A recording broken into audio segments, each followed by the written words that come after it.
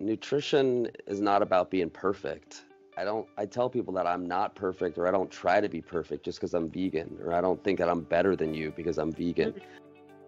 How am I going to eat? I ended up like going to a gas station and like stealing energy bar.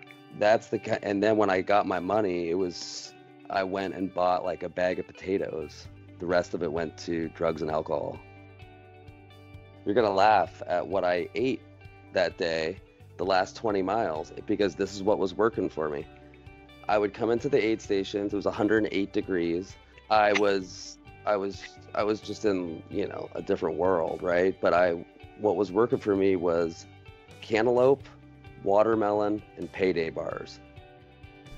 Welcome to the Eat for Endurance podcast. My name is Claire Shorenstein, and I'm a registered dietitian and running coach based in New York City. My goal for this podcast, aside from having fun, of course, is to demonstrate that there is no one-size-fits-all style of eating. Rather, there are many different pathways towards individualized health and sports performance. I explore this in my athlete nutrition profiles as well as in interviews with fellow dietitians on their areas of expertise. I'm excited to introduce today's guest, Yassine Diboun. If you don't know Yassine, he's an incredible Portland-based ultra runner and coach. He's been competing at a high level consistently since 2007 and has won or reached the podium of tons of races since then. Some career highlights include 4 finishes of the Western States 100 miler, which for anyone who isn't familiar with this event is essentially the Super Bowl of ultra and trail running. And he finished in the top 10 in 2013, which is a really big deal. So pretty amazing, Yassine. And he has also completed multiple Hurt 100 races, including one in the top 3, another pretty epic event. And he has finished the UTMB. He has represented the USA in the IAU World Trail Championships in 2015. And he also has set several fastest known times, including the Oregon Pacific Coast Trail Project, which is 483 miles back in 2016. He's a father, he has a 10-year-old daughter, and he is just an amazing person and role model in his community out in Oregon, in large part through his company that he co-owns, Wy'East Wolfpack.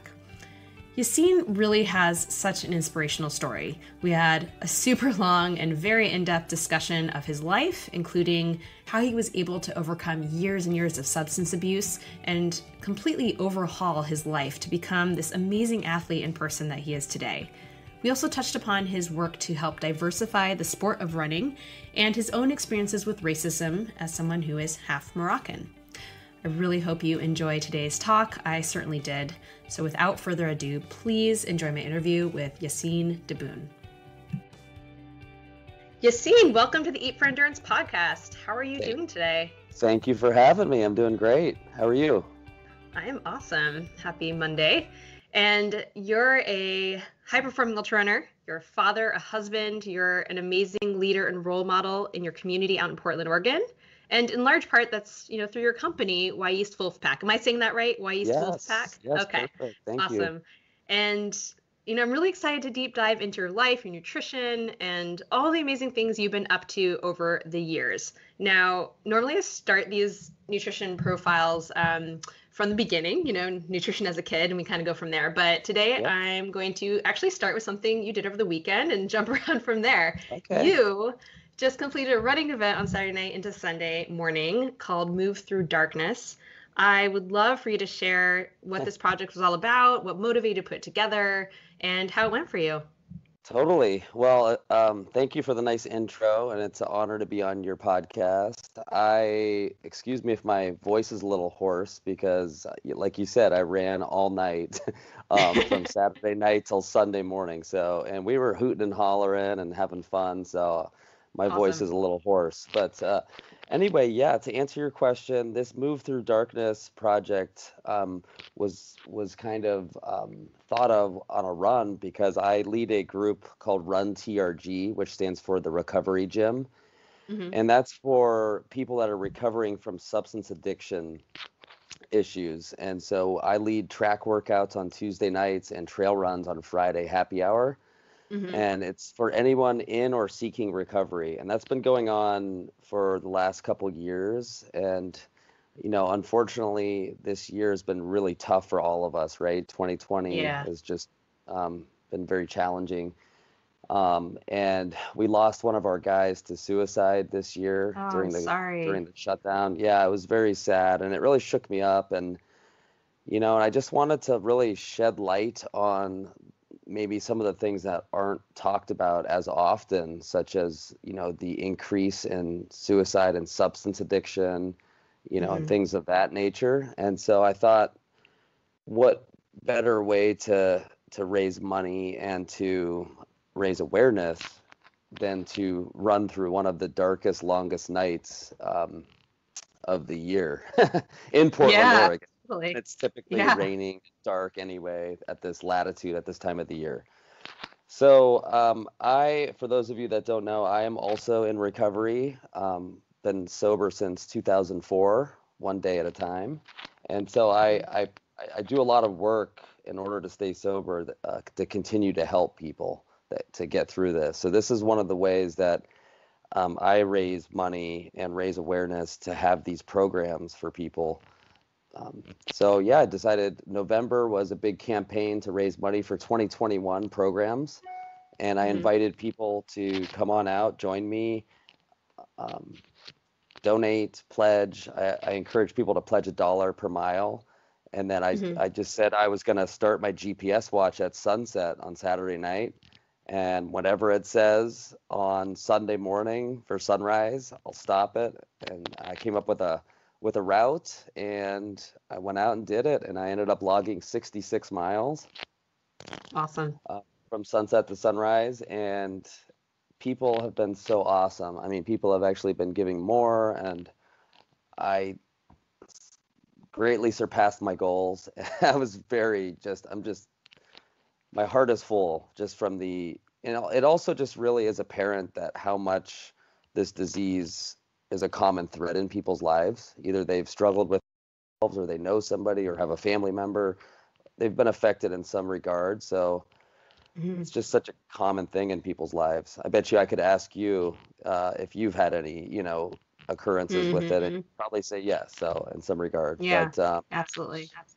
so yeah, that's about it. And I'm sitting here watching Monday morning here in Portland. I'm watching the thing because it ends today on Monday, Hmm. and we're up to like $10,000 almost already. So Amazing. it was really awesome. Yeah, it just feels good to do like meaningful work like this too. Yeah, yeah. And I think that really is, a big piece of your company, or at least, from what I've learned about it. And, we'll get into that a little bit, but Uh, because this was associated with your company, right? This yes, was it yes, was put on by and these programs that you run, are they free to those community members? Is that why you're raising yes, money for them? Oh, yes, that's correct. amazing. Yes. So That's so then awesome.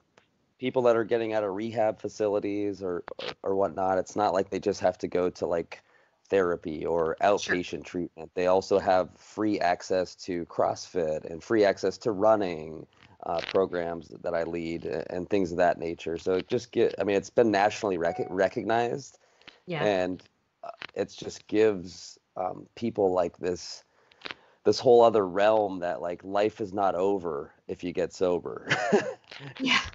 Yeah. And I mean, we'll get into your own story a little bit later, but I mean, I've heard you kind of say in other interviews, like running is kind of your therapy in a way, or, Hmm. kind of you turned to cardio when you got sober. And that's kind of, really how you Absolutely. got through it. And we see so many kind of recovering addicts, alcoholics, all that Yep.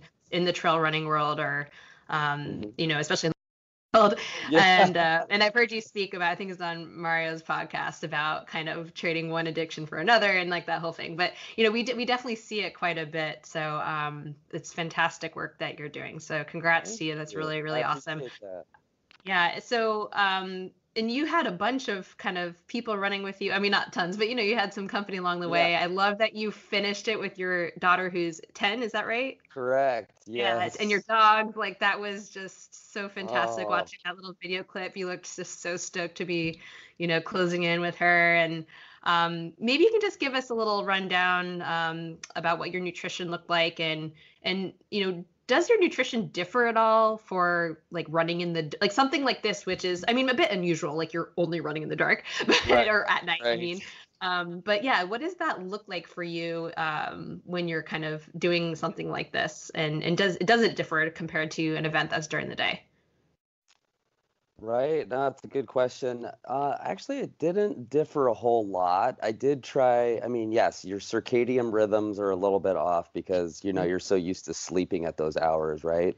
Yeah. So I kind of went through my day pretty normal, had a solid lunch, and then I didn't have a big dinner, obviously, Hmm. because the sun set so early. I mean, the Yeah. sunset was at 4:34 p.m. Ugh. So I actually really didn't have dinner, and I kind of purposely didn't do that because I didn't want to have this big belly full of food as I'm starting. So I Yeah. kind of had a bigger lunch and let that digest a bit.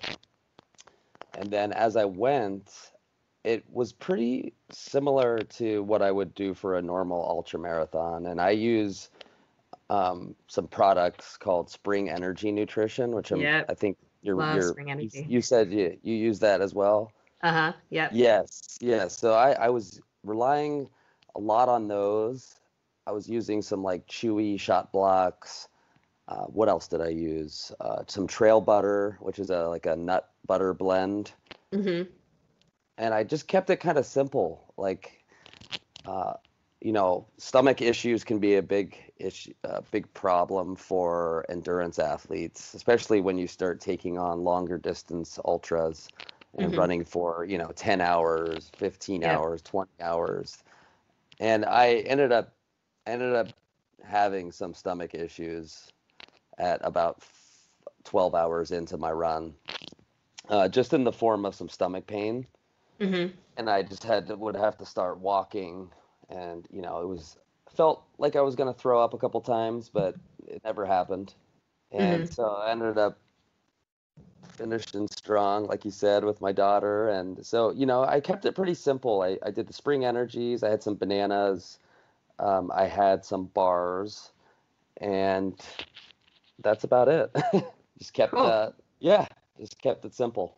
Awesome. Mixing it What up kind? with the different gels. Yeah, I those Yeah. the Spring Energy also makes these 300 calorie oatmeal packs. Yes, I Oh, love those. That was oh. like because my husband and I did a trail run over the summer in Hmm. have you run in Big Basin, well before it burned down in California?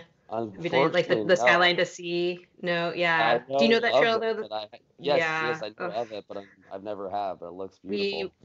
it's yeah, so we literally ran there 3 days before it burned down. It was nuts. Oh my But goodness. yeah, Oh, it was, I mean, I felt very great. I'm from Sandhurst, right. so we Okay. spent the summer out there. But we were using all the spring energy stuff for that run, and we used those oatmeal packs as our quote unquote like lunch or a part of our lunch, you know.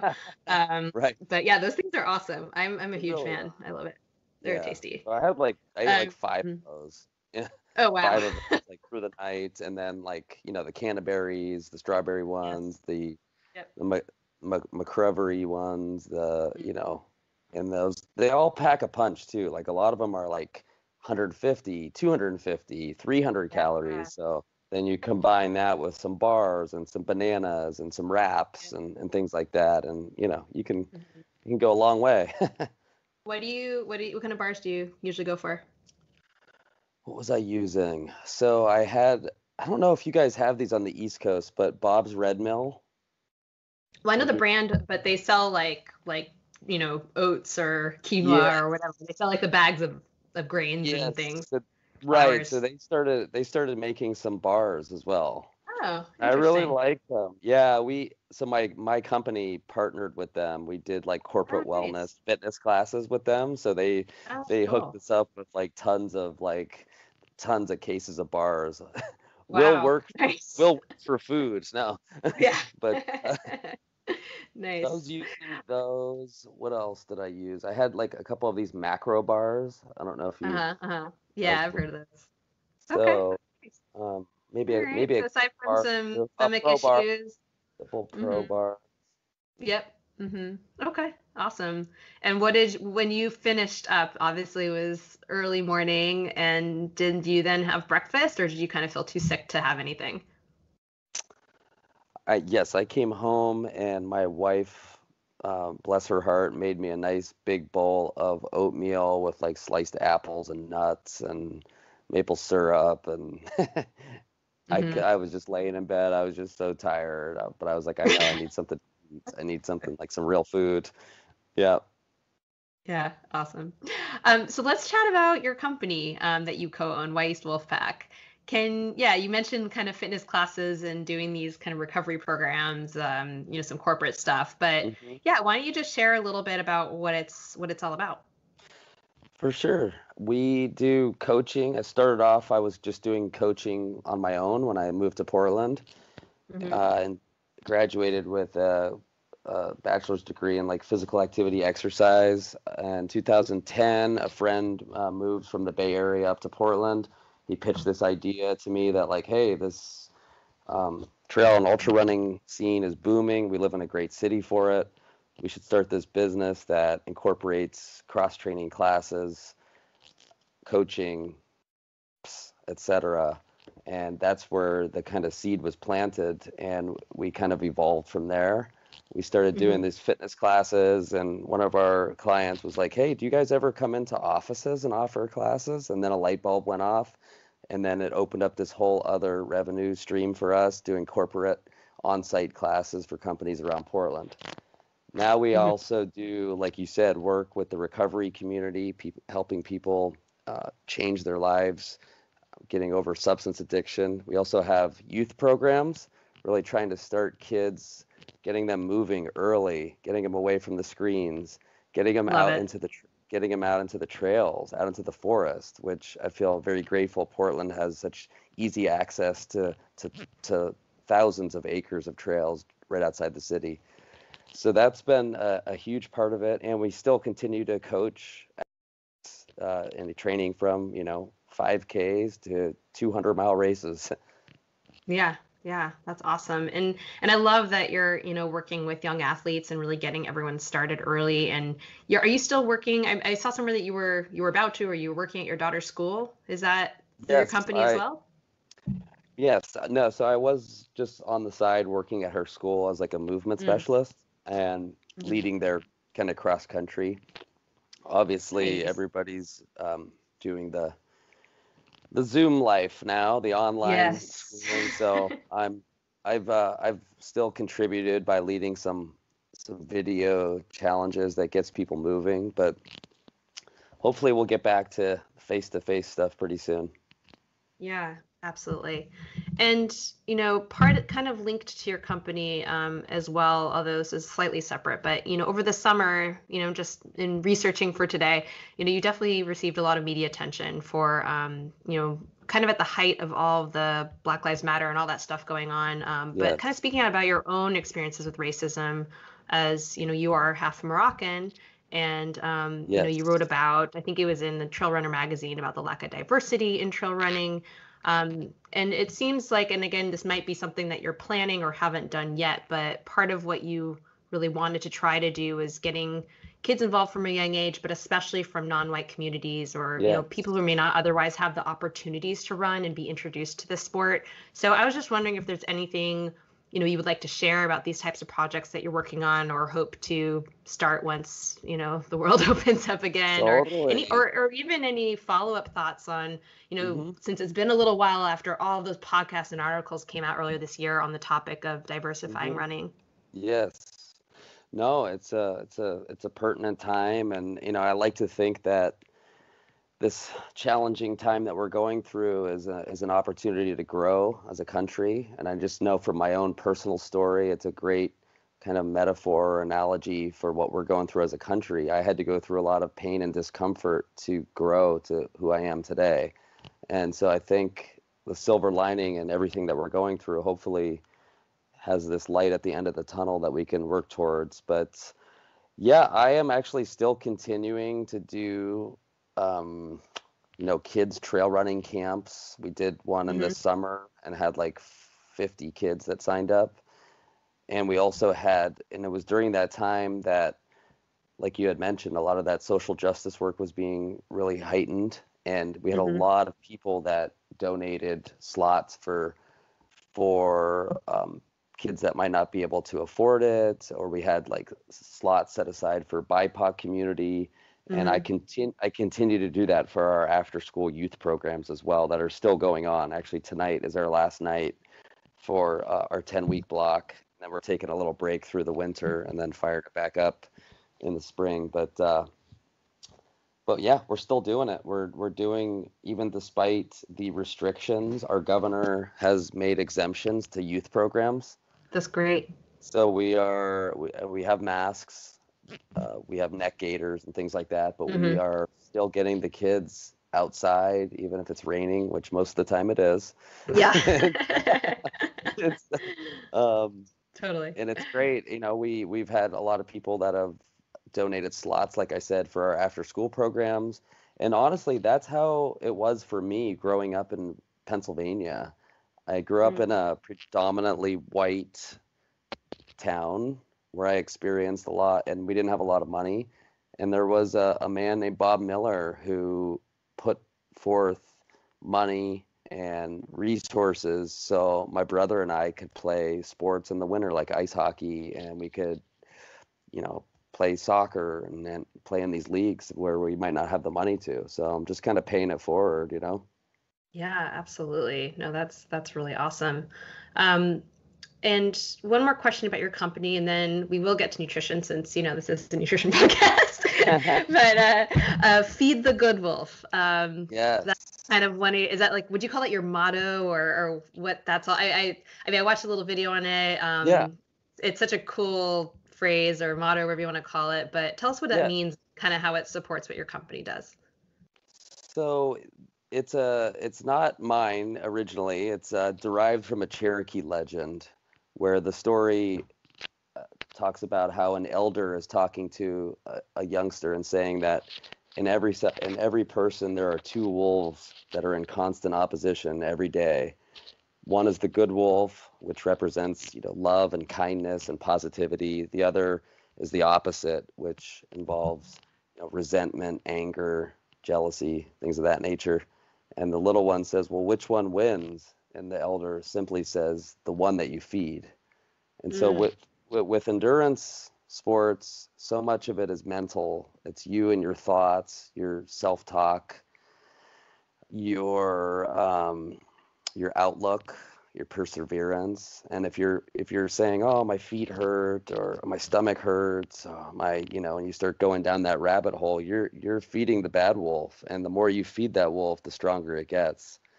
But on the contrary, if you are saying like, oh, I'm doing this big run to raise money for all these people that are really struggling right now, like my stomach pain doesn't really even hold a candle to the pain that they're going through right now. And running with a sense of gratitude and things of that's feeding the good wolf. And the more you feed that wolf, the stronger that gets. So not only in life but in endurance sports, we just say feed the good wolf. And I've always just kind of been to that story as I got sober, and always kind of been attracted to wolves, actually. So I just wolf tattoo, right? Yeah, I do, and that's part of the reason why I have the wolf tattoo. And yeah, it's just, I could go deeper about the wolf, but maybe it's a spirit animal. It's the whole reason I'm here, Yeah, I love supposedly it. One of my ancestors was a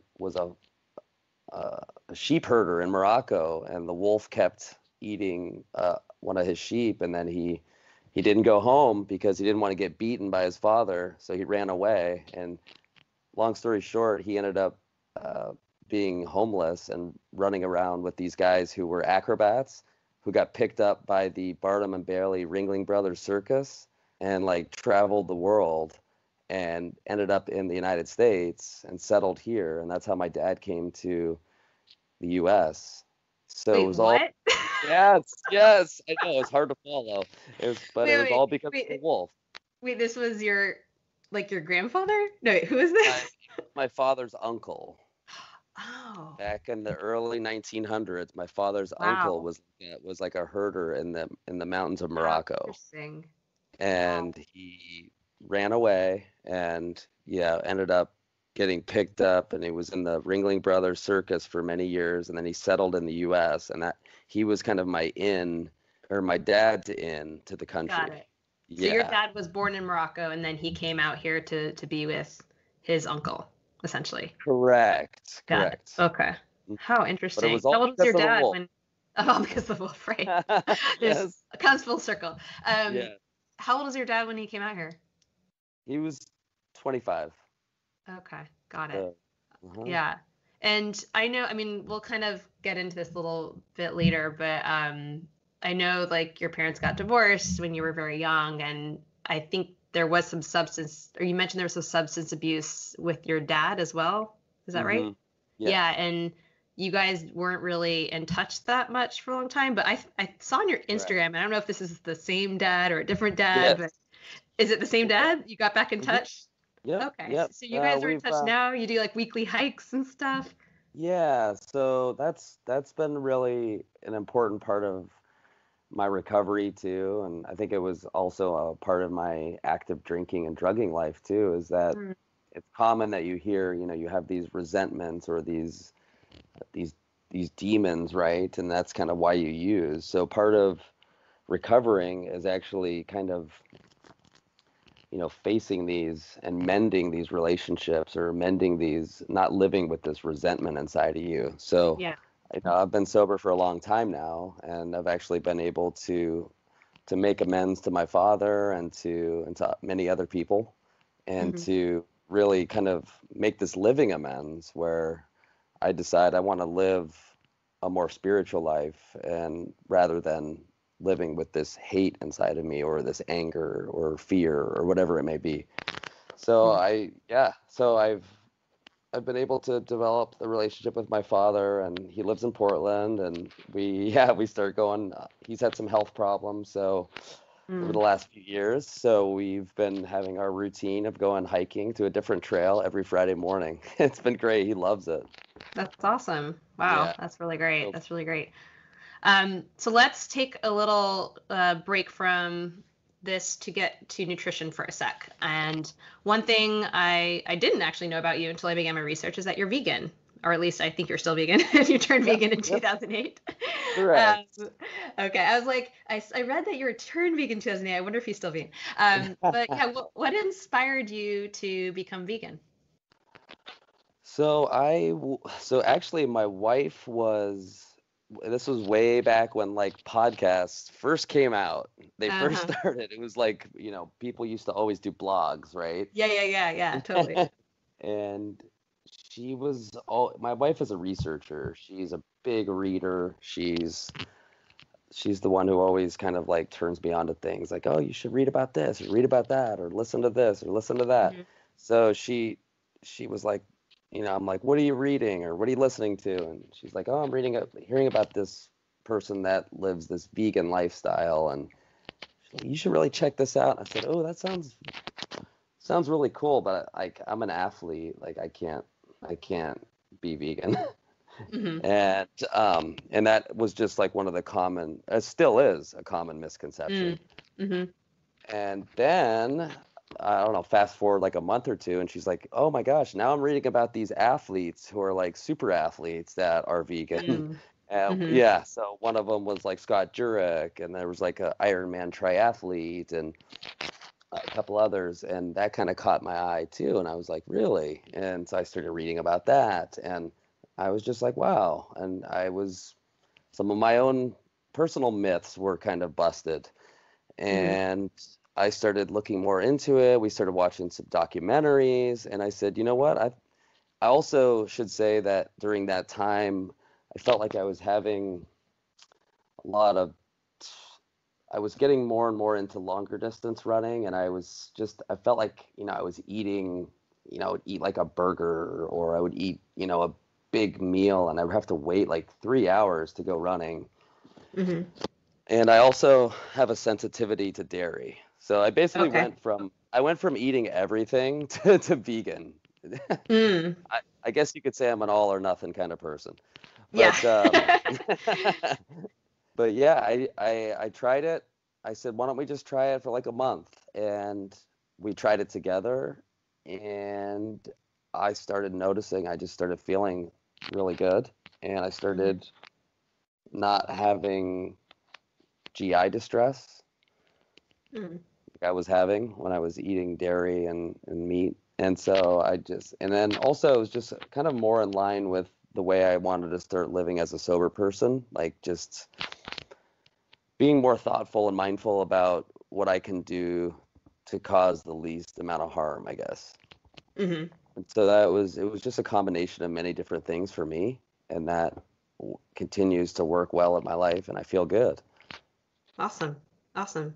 And you were, I mean, you kind of started doing ultras and just running more consistently, competitively just the year before, pretty much, right? So you were kind of Yeah, early on in your yeah, competitive career, or whatever you want yeah, to call it. yeah. No, totally. Yeah. And my So you times really just started noticed, dropping. yeah. So you noticed a change in your training and performance right away then? Oh, almost immediately. I mean, Interesting. I had to make a few tweaks, and definitely, there was definitely a, there was definitely a kind of some adjustments I had to make. Like what?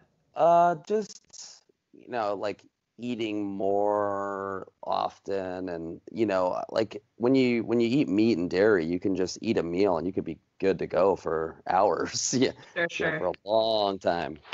And I just found that I was like my metabolism was I was just I inherently have a high metabolism anyway, Yeah. but I was just like burning stuff off like crazy fast, and the stuff that I was eating was not really sustenance. So I may have been out in the forest a few times having to bum food off of hikers. So, Yeah. but yeah, I noticed like my recovery times were really improving. I was getting better sleep. I was getting faster. And part of that, maybe I was just getting faster because I was running more consistently, and that's what Mm-hmm. happened when that, Sure. but I attributed the nutrition was a part of it.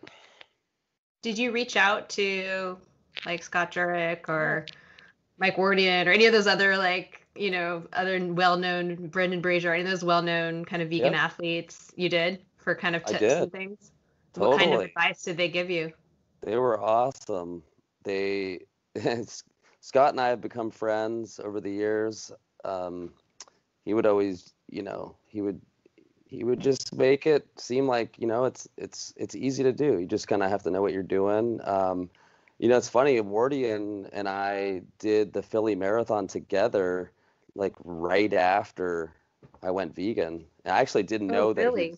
I didn't know he was at the time. And Mm-hmm. that actually still is my fastest marathon I've ever done. And it was right Oh, after I went wow. vegan. It was like 3 months after I went vegan. What was And your time? it was like it was like 2:42 or something like that. But Mm-hmm. um, it was probably a couple, like a month after I did a 50K or something. So Yeah, yeah, I've never really given it like a full like training block to do a fast marathon. But I guess the Then point is again, like, yeah. yeah, I just have Yeah, I was always gonna, gravitated to the trail running and to the sure. ultra running. No, I was just gonna say Wardian probably ran like 50 Ks every day leading up to that Oh race or yeah, he probably something. ran a marathon the day before. The day Yes. he ran at a 5K that morning. Yeah, yeah, He's a exactly. beast. He's definitely not like us people. He is like Yeah. superhuman. I know. Yeah, I No. interviewed him. I think it was last season of my podcast. He's Okay. amazing. Yeah, Now I he, of saw that. course, yeah, he eats eggs and honey though. But it sounds like you're a strict vegan, right? Yes, correct. Okay, got it. And yeah, any other adjustments or any challenges, anything else that kind of you want to share about, adopting a vegan style of eating?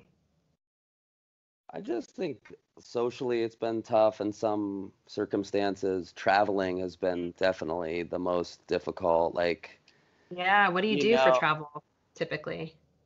Do you bring stuff I with you, mean, or what do you do? it's getting to be easier nowadays, and especially it's more mainstream to be vegan.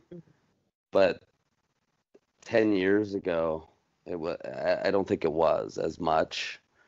Yeah, And there's so many great products now. It's like, there's there's great vegan ice cream, and there's great, it's yeah, like it doesn't just or there's like, great vegan cheese that you can make quesadillas with, and it doesn't taste weird. It tastes actually good. You can make vegan pizza, or, which I don't rely too heavily on like fake meats or fake cheeses Yeah. or things like that. But it's nice to know that there are those kind of little indulgences for when I want them, and it doesn't taste like some weird processed chemicals or something. Sure, Uh, totally. Totally. Yeah, because I mean, Portland has some pretty be an amazing unhealthy. You food. can definitely be an unhealthy vegan too, right? I Oh mean, yeah, junk food like if vegan. you're vegan, yeah, exactly. Yeah, so I pretty much rely on, plant-based, whole foods, and Yeah. yeah, to your point before I interrupted you, yes, Portland is probably one of the easiest cities to be vegan, and so Absolutely. It does have some amazing like dairy ice cream though. What is it? Salt salt something? and straw, salt and straw, yes, Yes. they have Oh vegan too. God. So good. Do they have vegan stuff? Yeah, they do. Okay. Yeah. Awesome. Yeah, it's very good. Every time I drive past there, even, like pre-COVID, there, I'm like, maybe there won't be a line, and it's like, nope, it's around the corner. Yeah, I've been to Portland twice, and the first time was ages ago. I ran the Portland Marathon and did like a coaching certification that same weekend there. And Oh, then cool. another time I went to a sports nutrition conference, Mm, but both times like the food was just unreal. I mean, yeah. oh, so good. Nice. Well, you'll have to let me Yeah. know next time you come to town. Yes. Oh my God. And I am beyond jealous that you can just like basically step out your door and go trail running. Not exactly the same here in New York City, but it's okay. New York's got a lot of great other things going for it though too. It's I true. love I It love is going to true. play out of the city. Yeah, no, it is true. Is the rest of your family vegan or just you? So my wife started with me, and then Mm-hmm. she ended up was it didn't work as well for her. So Mm-hmm. she is mostly vegan, but she still eats some like some meat and dairy products here and there. But she tends to lean towards vegan. And then my daughter says she is, and I don't think it's because I am really. She has a like a babysitter type person who's in high school that's vegan, so I think she is vegan, so she wants to be kind of like her. So I'm trying to Ah, keep my okay. voice down a little bit. So Got just it. Yeah.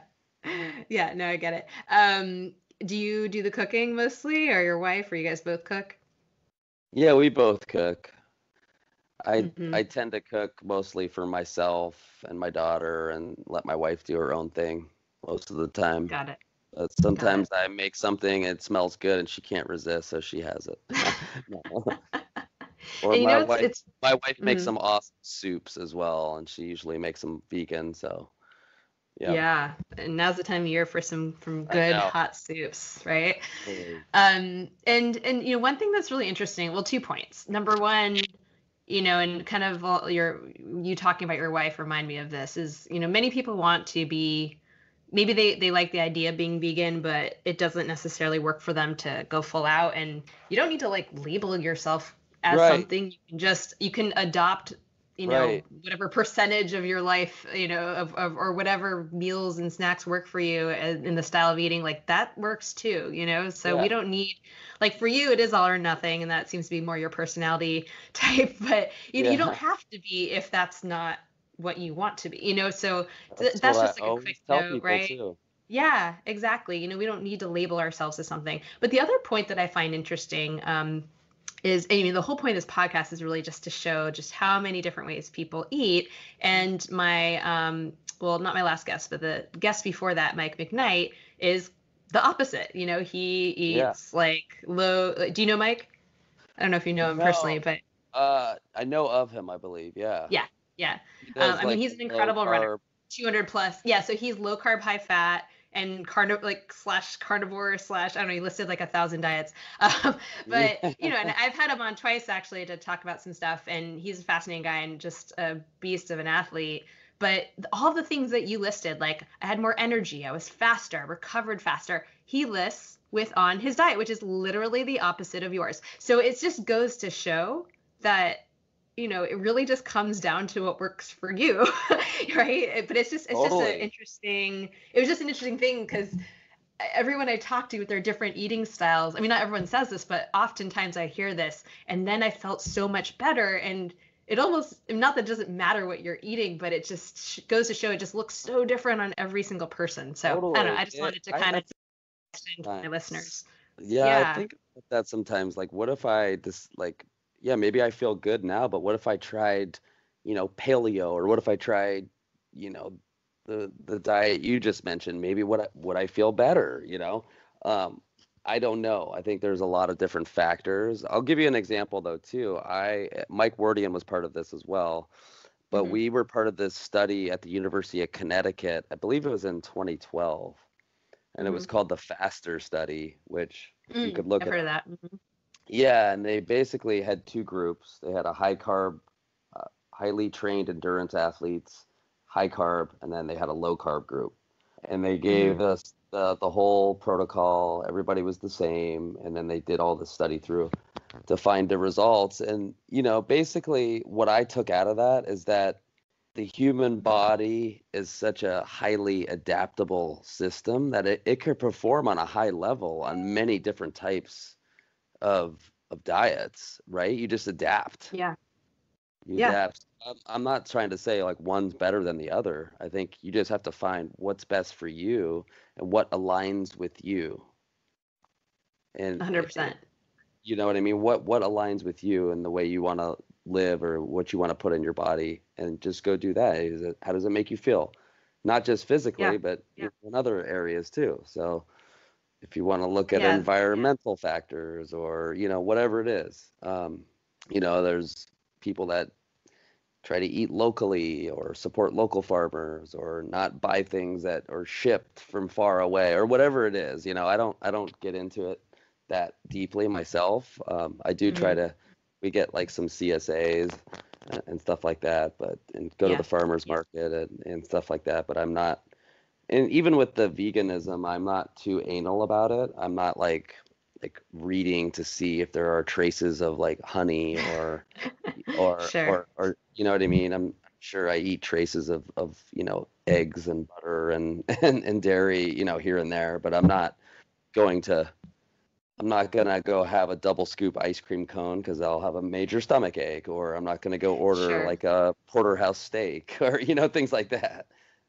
Yeah, yeah. I mean, I think even Scott Jurek, like when he was doing the what is it, the Appalachian Trail, that whole thing, like I think Dave Horton was kind of like telling how, he made him have like some ice cream or something. I don't know what it was. It was like, just eat this, just Oh gain these yeah. calories.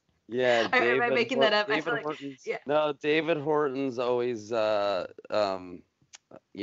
bantering with us yeah, vegans. Like the last time I know. I was with Scott at this race called White River in Yeah. Seattle. It's at Mount Rainier. And David was yelling across the parking lot, "Go eat some meat. Go eat a steak. Eat a burger." Yeah, he was just Yeah. totally, ragging on He's him. hilarious. No, Yeah, I he met Jay Horton. was. I met Horton at a conference we did together, and he was Oh yeah. just so hysterical. Yeah, he's a Oh, riot. That was years. It was like 5 years ago, but yeah. funny guy. Anyways, so let's hit rewind for a bit and explore your nutrition earlier in your life, as well as your background as a young athlete. So we'll of course come back to all your ultra running accomplishments and how you've fueled them, and there are many, of course. But yeah, why don't you tell me a little bit about what your nutrition was like growing up? Well, like I said, my mom, first of all, did an outstanding job with us as a single mom, three kids. I don't know Mm. how she did it. You have two kids, right? I have a 1 3-year-old. I cannot even imagine. I can't. I I can know. barely I like know. function with the Eh, husband who's super hands-on. Right. I know. Can't And like I props to your mom and all the single moms out there, or single dads. Like, ugh, exactly, I worship you all. totally. And I only have one, and yeah, so I'm always just amazed by putting myself in her shoes and wondering how she did it. But yeah, she was, after my parents split up, we didn't have a lot of money. We were on food stamps, and so we did the best that we could with what we had. But Hmm. it honestly, I mean, things I remember was like cut up hot dogs, sautéed in the pan, Hmm. you know, rice and beans are, you know, very much staples still to this Yeah. day in my life. Well, But yeah, rice and for beans many, as a vegan, yeah, yeah, for sure. yeah, Not the hot yes, dogs. right. So lots of potatoes, which I still eat. Maybe it's just because that's the way I grew up on.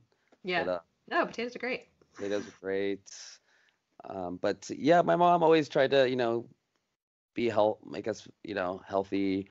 Broccoli, but of course we had to have the melted Velveeta cheese on top. Oh yeah. Nice.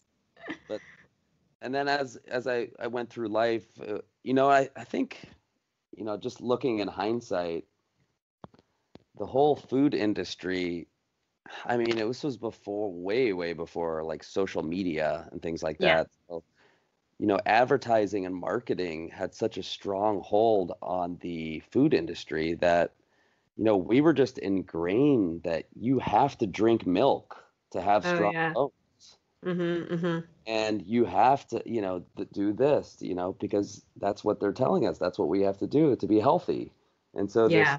the more, that I became conscious of and aware of certain things, I'm just like, wow. And the more I read like research, I'm like, actually, no, you don't. I was just like, wow. It was just very eye-opening to me. But Mm-hmm. And that message still, I think, to an extent, is like somewhat out there. But I mean, like I know I talked to my pediatrician, like because my 1 year old is trying to transition off bottles, and she was just like having none of it. And my pediatrician reminded me like she does not need cow's milk. And I'm like, of course she doesn't. Like she can have other forms of dairy if she wants, but there are other ways to get calcium in. But yeah, absolutely, I know what you're talking about. So your father's Moroccan, and I don't know at what point he kind of disappeared, but I've heard you kind of talk about that your mom tried to kind of preserve or pass along or remind you of your Moroccan heritage in some way. So yes. I don't know if was there any influence on foods? Maybe you didn't have that luxury since it sounds like money was tight, but at any point kind of in your upbringing or maybe even later in life, has your Moroccan heritage influenced any of the things that you enjoy to eat? Yes, absolutely. So my mom took us, we went to Morocco in 1999. Oh, nice. And yeah, it was awesome. We spent the summer there, got to really just jump in with both feet Hmm. into my culture, into my dad's side of the culture, into the cuisine, which is amazing. Oh, It's so good. it's have you heard of tagine? Oh yeah, no, I've been to Morocco. Oh, I used to awesome. live in London, and it was like Yeah. a kind of my husband and I went out there just for like a long weekend. Essentially, met up with my parents who were doing like this huge tour of Morocco, and Oh, no way. yeah, and we were just in Marrakesh mostly, but we Right did like a on. day trip into the Atlas Mountains because Oh, we were just like we have to get into the mountains, and we really wanted to do like a big like running and hiking adventure there, but we had to get back to work and we didn't have the capacity to stay. oh, But that's so oh, it's cool. Good for breathtaking. you. Yeah, it's And gorgeous there. And the food is fantastic. Oh, so good. that's cool that you experienced Marrakesh too, because a Yeah. lot of Europeans will like go down to Tangier, and then Yeah. that's like their experience is just kind of Mhm. going across from Spain, Yeah. which is still great. It's just kind of like the gateway to. I always kind of use the analogy. It's like, going to Tijuana to Yeah. experience Mexico. Yeah, totally. You don't get the full experience, but Marrakesh is like, yeah, okay, now you're down here. So I really experienced that whole culture of like food and like the Yeah. togetherness and like the colorful ingredients, and every Friday you're having couscous, and Mhm. so I have a tagine here at my home, and I still incorporate couscous sometimes and certain Moroccan spices Mhm. into my cuisine for sure. Have you been back since your first Yeah. trip? Yes. Yeah. In fact, yeah, I spent a couple summers there, and then we were gonna try to go there this June. Yeah. Obviously, that didn't happen. Yeah. Has your Yeah. daughter been there yet? No, this was gonna be her first. Oh, Yeah. bummer. I know. Okay. All right. Well, at some point, hopefully soon, Yeah, not yeah, too yeah. far away. You Have you know, done so any races there in the mountains? no, that's a good question. That's Are another there thing. races there? Yes, there are. There are some races there, and aside from the Marathon des Sables, which is a really crazy race, which is a Oh yeah, state that's race through the insane. desert. Yeah. There are some races through the Atlas Mountains, probably close to where you were. Oh, so stunning there. Just nuts. So that's It looks. I have a bucket. picture of myself and my husband, and it looks like we're like up against a fake background. Like it's just this crazy mountain. It was like a crystal clear day, blue sky, perfect, no clouds, and it looks like literally just someone like pasted a mountain behind us. It was just so crazy looking. I was like, I want to go there. Yeah, it was awesome. Well, you have to do a race up there then. I At know, some I point, know. once the world opens up. No, it's on my list for sure. Very And cool. and if things keep going the way they are, I might just move there. No, I'm just joking. Oh my God, seriously. Do you still have family there? Yes, I do have like aunts and uncles and cousins. Unfortunately, my grandparents just both passed away this year, but they had lived a great life and had many kids, and just there's this whole family tree that most of them still live out there. So. Oh wow, very cool. Hmm. All right, so let's get back to your childhood. You were very active. You played lots of sports, soccer, Yep. basketball, like a billion other things. Ice hockey, you mentioned.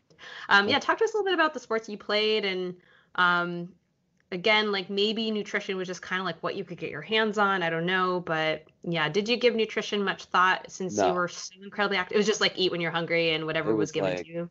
yes, exactly. I mean, I remember it was just, I remember I mean, I grew up like we ate like whatever we had. Like I remember complaining, oh, there's nothing to eat here. And maybe all kids do that, I Yeah, don't know. yeah. But I mean, Searching through the cupboard. I don't know how old you are. I'm 42, so I grew I'm up like, 39. Yeah, we're okay, similar. so we're pretty close in age. So I grew up with like microwaves coming out and Mm-hmm. lots of microwavable stuff. Yeah. So hot pockets, Oh yeah. Oh, things nice. of that nature. My mom would, like I said, my mom did her best. She was busy, 3 kids on her own. She was a teacher, and her making like meatloaf, and we always had like Thanksgiving dinner and things like that. So she did a great job, but there was definitely a lot. I wasn't really thinking about it. I was just like whatever I can. But she always tried to Yeah. buy lots of fruit, and you know, fruit was always and still continues to be a big part of my diet. Uh, Mm-hmm. Mm-hmm. so Awesome. yeah, highly active, highly active. I mean, there were times when I do remember my mom like coming out to like the basketball courts and just being like, "You guys have to come home and eat. You haven't eaten all day." Like you left here this morning and it's like 5 p.m. and you haven't eaten anything. And we were just like we were very active and we loved it. And I You and your still siblings, you mean? yeah, just I'm talking about like Yeah. yeah, like me and my brother and my friends. We were just Yeah. very Okay. active. We played baseball, wiffle ball, we played, Oh, nice. tennis, basketball, Yeah. all day, every day, played tag, and so kind of this lifestyle that I adopted now, like when I'm in my mid 20s and I got sober, like I just kind of went back to this like highly active lifestyle. Like Yeah. that's just kind of Yeah. part of my deeply embedded in my genome, I guess. Yeah, for sure. And even, I mean, I was listening to like another podcast, and even like when you were using and in the thick of everything, like you were like snowboarding all day and stuff. It's like you were still Totally. active. It's Yes. not like you were, even though you weren't doing like the big adventures that everyone else was doing, like you were still like snowboarding. You're doing, it's not Yeah. like you're singing your butt all day. Like you were Right. still active. So, Totally. that Yeah. seems to be like the common thread through your Yeah. life. The difference So back we don't, then is I would hike up to a peak and I would light up a cigarette. yeah, there you go. Yeah. Yeah. Yes. Exactly. So, I mean, we don't have to get too deep into your story of substance abuse. And, I know you've been more open about it recently and, you really want to help inspire others who are struggling and you've spoken a lot in different outlets. But, we will go through some of it just because maybe some of my listeners don't know much about you and just to kind of share this part of your story because it is important, as an Yeah. athlete, because it's when you got sober in 2004 that you kind of got reacquainted with this athletic self, this Yes. huge part of your life. And that kind of sent you down that trajectory to becoming this, incredible ultra runner that you are now. So Yes. you Thank started you. drinking when you were 12, so really early Hmm. on, Yes. and you didn't kind of come out of this dark period until sometime in your 20s. So it was kind of a big chunk of time, and I'm sure lots happened in that, and it was like Yes, not as yes. bad or really bad or whatever. And again, we don't have to get into all that, but alcohol, coke, smoking, I think those were the things that were the main ones for you. You're smoking a pack a day, I heard you say on another show. Yep. Yep. But it all affects appetite and Oh my. other health related outcomes. So but yeah, I don't know if you're about to say something there. Sorry, I cut you off. But No, no. all I was going to say was, how did kind of substance abuse kind of affect your intake of food or your connection to sports kind of later on? Is there anything you kind of want to say about this part of your life, before you kind of hit rock bottom and got sober? Yeah, absolutely. Well, nutritionally, I mean, it's so funny. I was just on the run the other night when I was up all night running with Yeah, yeah, this other guy who was doing his first 50-mile run. He's 8 years sober, and I saw that. we were talking about he was talking about some temp work that he did, and I had told him a story about when I was living in Denver, and this was towards the end of my drinking and drugging, and I was desperate for money, so I went to a temp agency, whereas you go and sign up on this clipboard and you sit around this waiting room. I remember I was sitting on the floor up against the wall, and you wait for them to hopefully call your name. If they Mm. do call your name, which they did that day, I've been there many other times where they didn't call my name, and then you're good luck with how you're gonna find a meal today. Ugh. But um, I got I got called, and they said you need to get a shovel and go to this location. And so I went, scrounged up enough money for the bus, took the bus with my shovel to this apartment complex, met with the property manager, and he said there's this huge pile of rocks. You need to, you know, empty it around the border of the whole apartment complex. It Oh was God, that's hard very work. physically demanding. I had I no did something energy. similar in my backyard over the Oh my summer gosh. in California. We were like fixing. Oh, that is really hard. I Oh had no wow. energy. I had no Oh energy. yeah, I can imagine. I had no money. I had no energy. I was probably indefinitely malnourished already going in there, Yeah. hungover, And I just remember like after hours of doing this, I was like, I need to eat. How am I gonna eat? I ended up like going to a gas station and like stealing a energy bar. That was my lunch. And and then when I got my money, it was an embarrassingly low rate after I cashed the check for that day. I went and bought like a bag of potatoes, and the rest of it went to drugs and alcohol. It was pathetic. And that was kind of like the story of my nutrition when I was using and drinking. I did the bare minimum just to get sustenance, and the rest of Mm. that went other places. And I remember going back to visit my mom on the East Coast for holidays occasionally, and she'd kind of pull up my shirt and be like, "You need to, you look really skinny." I mean, there were times where, especially when I was using hard drugs, like you go days without eating and it's not good. Your system, like there were days, I mean, sorry if this is gross for your listeners, but there were days No. like maybe like I didn't go to the bathroom for like a week. Mm. Well, that's also part of being malnourished, right? I Right, mean, when right. someone's like anorexic or has, who's severely chronic, like when we're even talking about sports nutrition and someone's really chronically underfueling, like, yeah, they'll have really bad constipation because there's like nothing going in, Right. right? That makes sense. Wow. Yeah. Yeah. Especially like if you're smoking a ton, Oh yeah. I you're doing was. certain drugs, like those things suppress your appetite. Alcohol, you're Exactly. getting calories, but it's not nourishment. Nope. Obviously, you're just drinking your calories, That's and what I did. That's yeah, what I did. it's rough. I was like full blown, like, I was like a 70-year-old man, like smoking so much, drinking so much, trapped in like a 24-year-old body, 25-year-old body. I mean, I literally would be like sitting at bars, just so unhealthy and like hanging out with people like that age. Yeah. You know what I mean? It was just sad. My life was just pathetic, and and some people, I don't know, some people just go through life and it never really gets that bad for them, and that they just keep on going, and it's too hard to change, and it's just too easy to stay in that same kind of way of life, or there's no kind of real desperation to change. So I feel like I just had the right variable for me to change, and then I really kind of uncovered this whole, I guess, talent, I guess, that I maybe forgot that I had or didn't know I had in terms Mm, of endurance sports.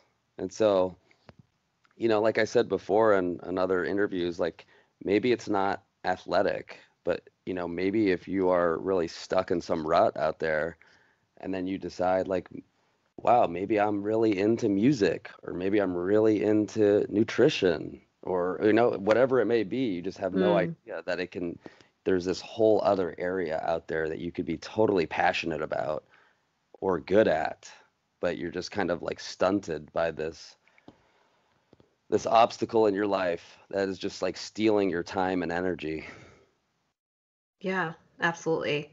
And so you moved back to New York and Yep. you were forced to, or you decided to get sober. I'm not sure what the exact circumstance was, but essentially you started the whole process of getting sober, Yeah. and I guess you somehow started training for triathlon. Is that right? That's kind of what Correct. got you Yeah. into Yeah. things. Yeah. Yeah. And you discovered that running was your strongest discipline, and Uh-huh. then you kind of just went from there. So, you ran your first ultra and won it and set a course record, which is awesome, in the And Finger it Lakes, which is a very nice part of New York. But yeah, what was that like? Kind of, or maybe you can share actually first what kind of led you to trail running and ultras specifically, and yeah, what running and winning that first race was like for you. Yeah, I thank you. I was living in Ithaca, and like you said, I was doing triathlons, and I knew I loved running. I loved the free feeling of just getting out there. I didn't do a whole lot of trail running, and as I started up in the ante in terms of distance, I started doing marathons, and I started doing fairly well at them, and doing all the big city marathons. New York's probably my favorite. So fun. I know. And I've done Boston a couple times, and DC, Hmm. Miami, Philly, and I kind of Yep. knew, like, all right, okay, I'm getting to know the marathon, and like I know pretty much what I can run, how fast I can run. And at that time I started reading these books about these people doing these ultra marathons, and I was just like, wow, these sound like so adventurous and like intense, and like I would be reading Mm, these books and be like, oh my gosh, like this is like a middle-aged woman like going through the whole night through the mountains, and like reading this story, and I'm just like, this is awesome. Like, and my yeah. wife's in the other room, she's like, oh no, are you going to start doing these now? And I'm just like, oh no, these people are crazy, these people are nuts, you know um and that's also kind of, I don't know if I about this at all, but I got hit by a car on my triathlon bike. Oh my goodness. Yes. And When did so that that happen? that kind of coincided with me being introduced to trail running. So there was kind of like this combination of like I combination don't of, associate getting hit by a car and getting into trail running together, but I guess there was some recovery in between. well, what I realized through my friends was like, yeah, dude, riding a bike on the roads is dangerous. You should come run the Yeah, trails with us. There's no cars out here. So just like I mountain lions and things, but sure. Yeah. Yeah, Just yeah, kidding. yeah, exactly. So I kind of started gravitating, and like you said, in the Finger Lakes region in New York, it's beautiful. Started heading out to the gorges in Ithaca, and I really just kind of felt really alive out there. And it's kind of at the same time like the book Born to Run was coming out, Mhm. and really just connected with that. And I was like, yeah, I want to try one of these ultras. And so, yeah, I did the Finger Lakes 50s as my first ultra. The rest is history. When was that exactly? How long after you became sober? I think I was, let's see if I can remember. Like that was want to say like 2007. So it was about Okay. three So years just years sober. later. Yeah. Okay. Yeah. I That think must have been 2000, such like that. 2004, 2005, Yeah. 2004, 2005, I was doing like shorter distance triathlons. Okay. And Got it. then I believe like 2005 is when I had the accident with the car. Okay.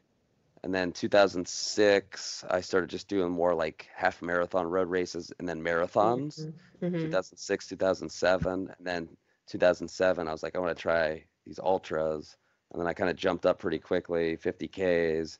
Yeah. 2008, I did my 50 miler, and then 100 milers. Yeah, And yeah, yeah. No, we'll yeah. get into all that. But I mean, yeah, I mean, it's pretty amazing, especially like looking back on that super rough time in your life. And here you are out on the other side, Hmm. kind of coming into the light, kind of going back to that beginning what we were talking about, out of that darkness and winning a race. Like that's pretty epic, you know? So that must have felt pretty amazing, you It know? really did. And, my family, especially, like, specifically, like my brother, who has seen me in the lowest of the lows, and, Mm. him being there at the finish and just seeing the, I guess, metamorphosis that has happened and the Yeah. trajectory. Uh, I've I've seen it in other people's lives too, and it's a miracle. It is really a miracle to watch that. And Yeah. that's why I continue to keep myself in this work, because it's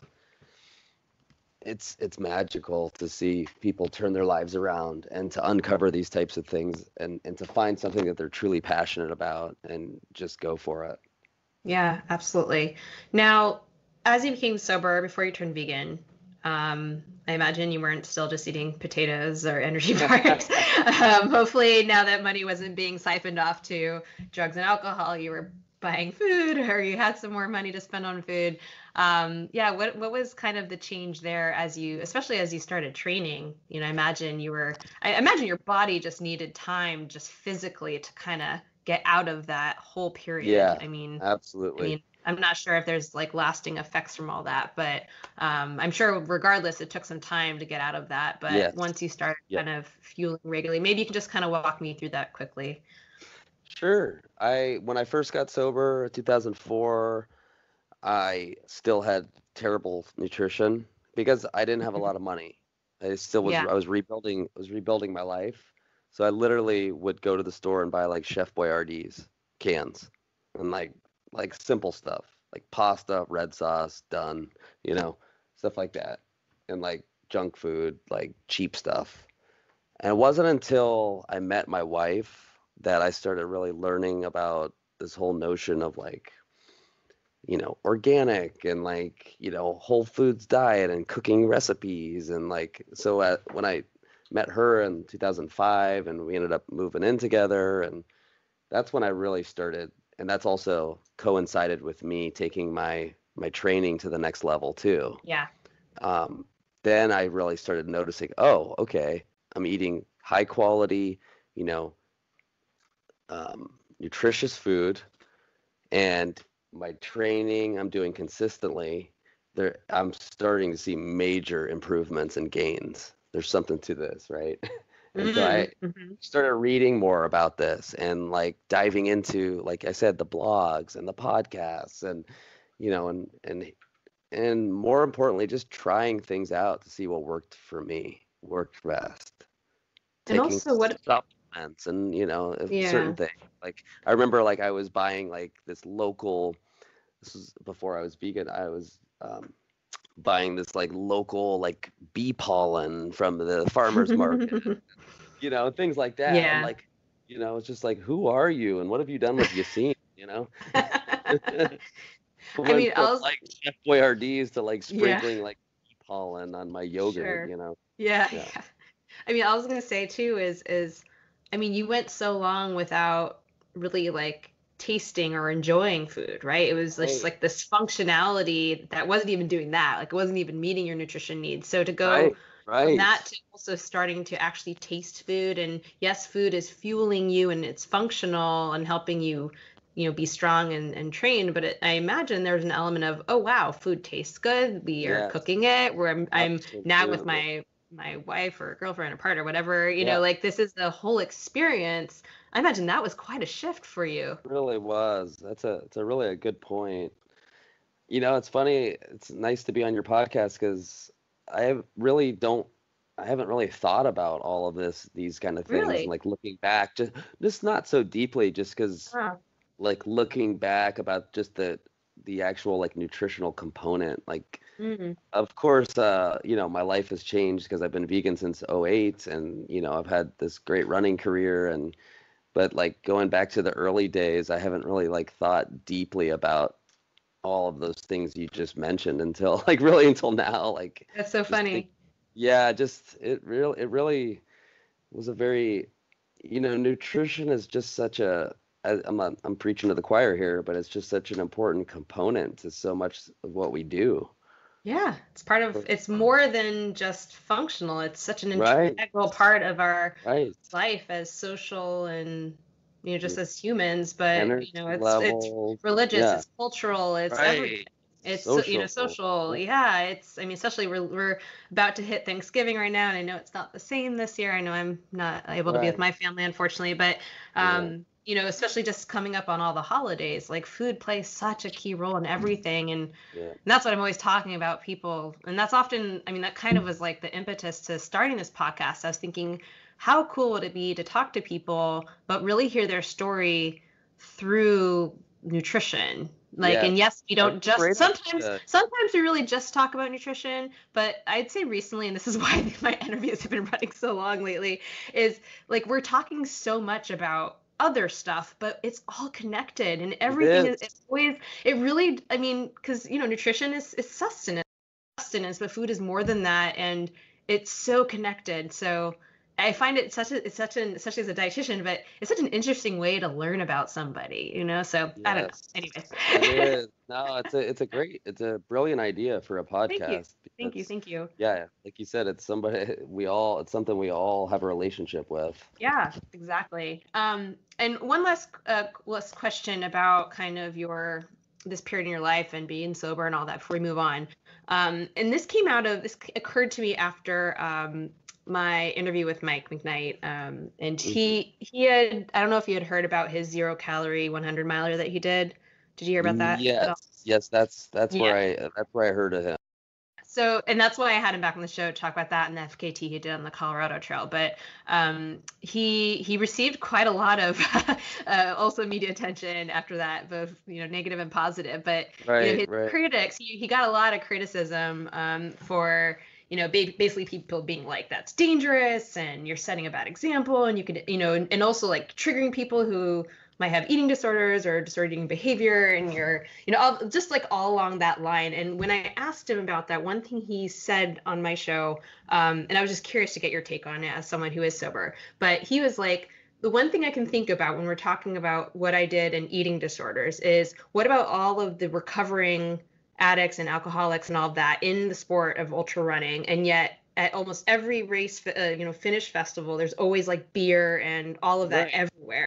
I right. just was wondering if you have any thoughts on that. And I imagine, and again, this is just a snippet of our whole conversation, but I mean, I imagine it's one of those things where, like, obviously in life, it's not like no bars can exist and no, you're not allowed to drink around me. Like, I imagine, like, that's just kind of part of life. But I was curious what you thought about that specifically relating to like race finish festivals. Well, I don't think that races should not have, beer and stuff like that at the finish line. I mean, it's up to the person. I mean, when you recover from substance abuse, substance addiction, there's certain things that situations you don't put yourself in if you're not on stable ground. So it's not up to the race. I mean, it's like for most people, this is a luxury to go have a beer. You earned it, right? I mean, Mm-hmm. it's a social lubricant. And like that, it's not up to them to like take care of people that might be recovering and sober. Like, Yeah. so I don't agree with.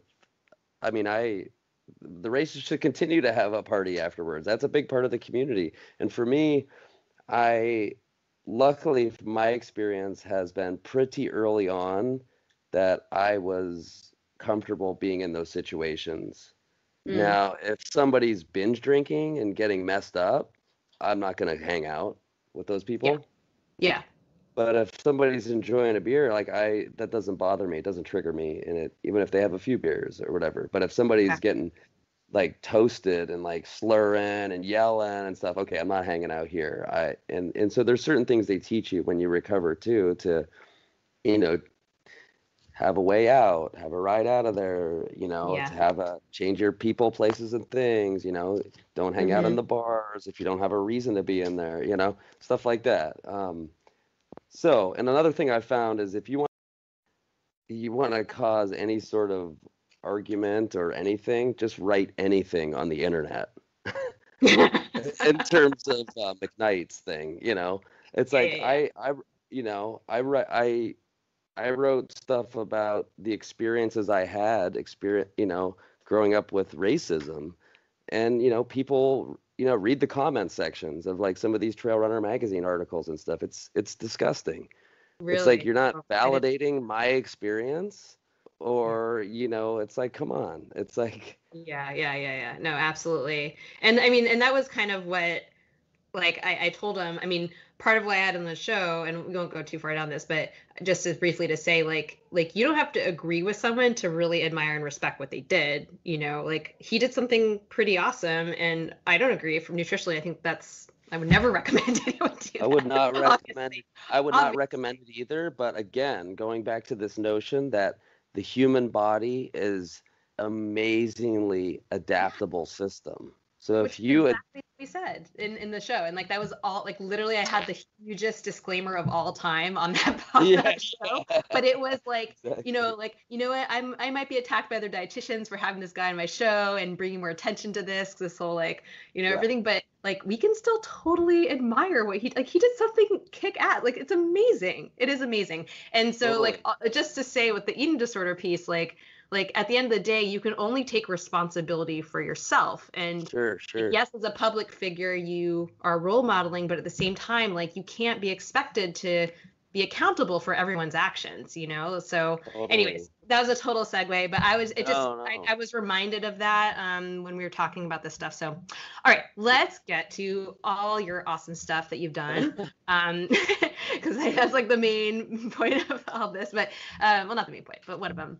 But before we dive into the specific events, I just want to chat a little more generally about your sports nutrition. So can you take me through, like, do you have a standard pre-race dinner or breakfast or fueling plan? Like you already gave me a little bit of a peek into that with your night run, but yeah, anything you want to share there about like your go-tos with this stuff? Well, yeah. So for like a race, Mm-hmm. um, usually I tend to gravitate towards these longer distance ultras, and I always tell the people that I coach too, like you are getting ready for a big day. You need to get up early and get a good breakfast in you. And Mm, so it's you don't want to go pull up to the long distance race on like half a tank of gas, right? yeah. So for me, I guess an example would be kind of like a bowl of a power bowl, I guess is what I kind of call it, Yeah. which would be kind of like oatmeal, like nuts, berries, coconuts and stuff like that. Kind of mixing it up, and a banana and those kind of things just give me really good energy going Mm-hmm. into a long run. I'm a big fan of burritos. Yeah. I'm a Nice. big fan of like quinoa bowls with veggies, tempeh. So a Mm-hmm. lot of I would say a lot of people are always asking me, I wish I had $1 for every time I heard, where do you get your protein? Yeah, yeah, Uh, yeah. That question is not in my interview, I promise. I'm like, but I'm not gonna ask the so vegan where he gets protein. Okay. yeah. So yeah, I would say I don't eat a lot of tofu, but I do eat a lot of tempeh. And I I just like the tempeh and the fermentation. I eat a lot of fermented foods, and I drink a lot of kombucha. I love sauerkraut, kimchi, those kind of things. I feel like they're very good for my gut biome. Yeah, And I was I've gonna say read getting your prebiotics and stuff. yes, yes. I've been reading a lot about that, which really Yeah. interests you. I mean, even just breathing in the spores of ferns on a regular basis are Yep. supposedly to help that. And so it's just like, okay, that's what I do. I eat a lot of fermented foods and I go running in the ferns all the time. So that Good makes me feel stuff. good. Yes. But Awesome. What about yeah, dinner? usually dinner, I guess my philosophy on everything is I try to mix things up as much as possible. Mm-hmm. So they say, variety is the spice of life. So, maybe one night I have a nice big salad and some soup.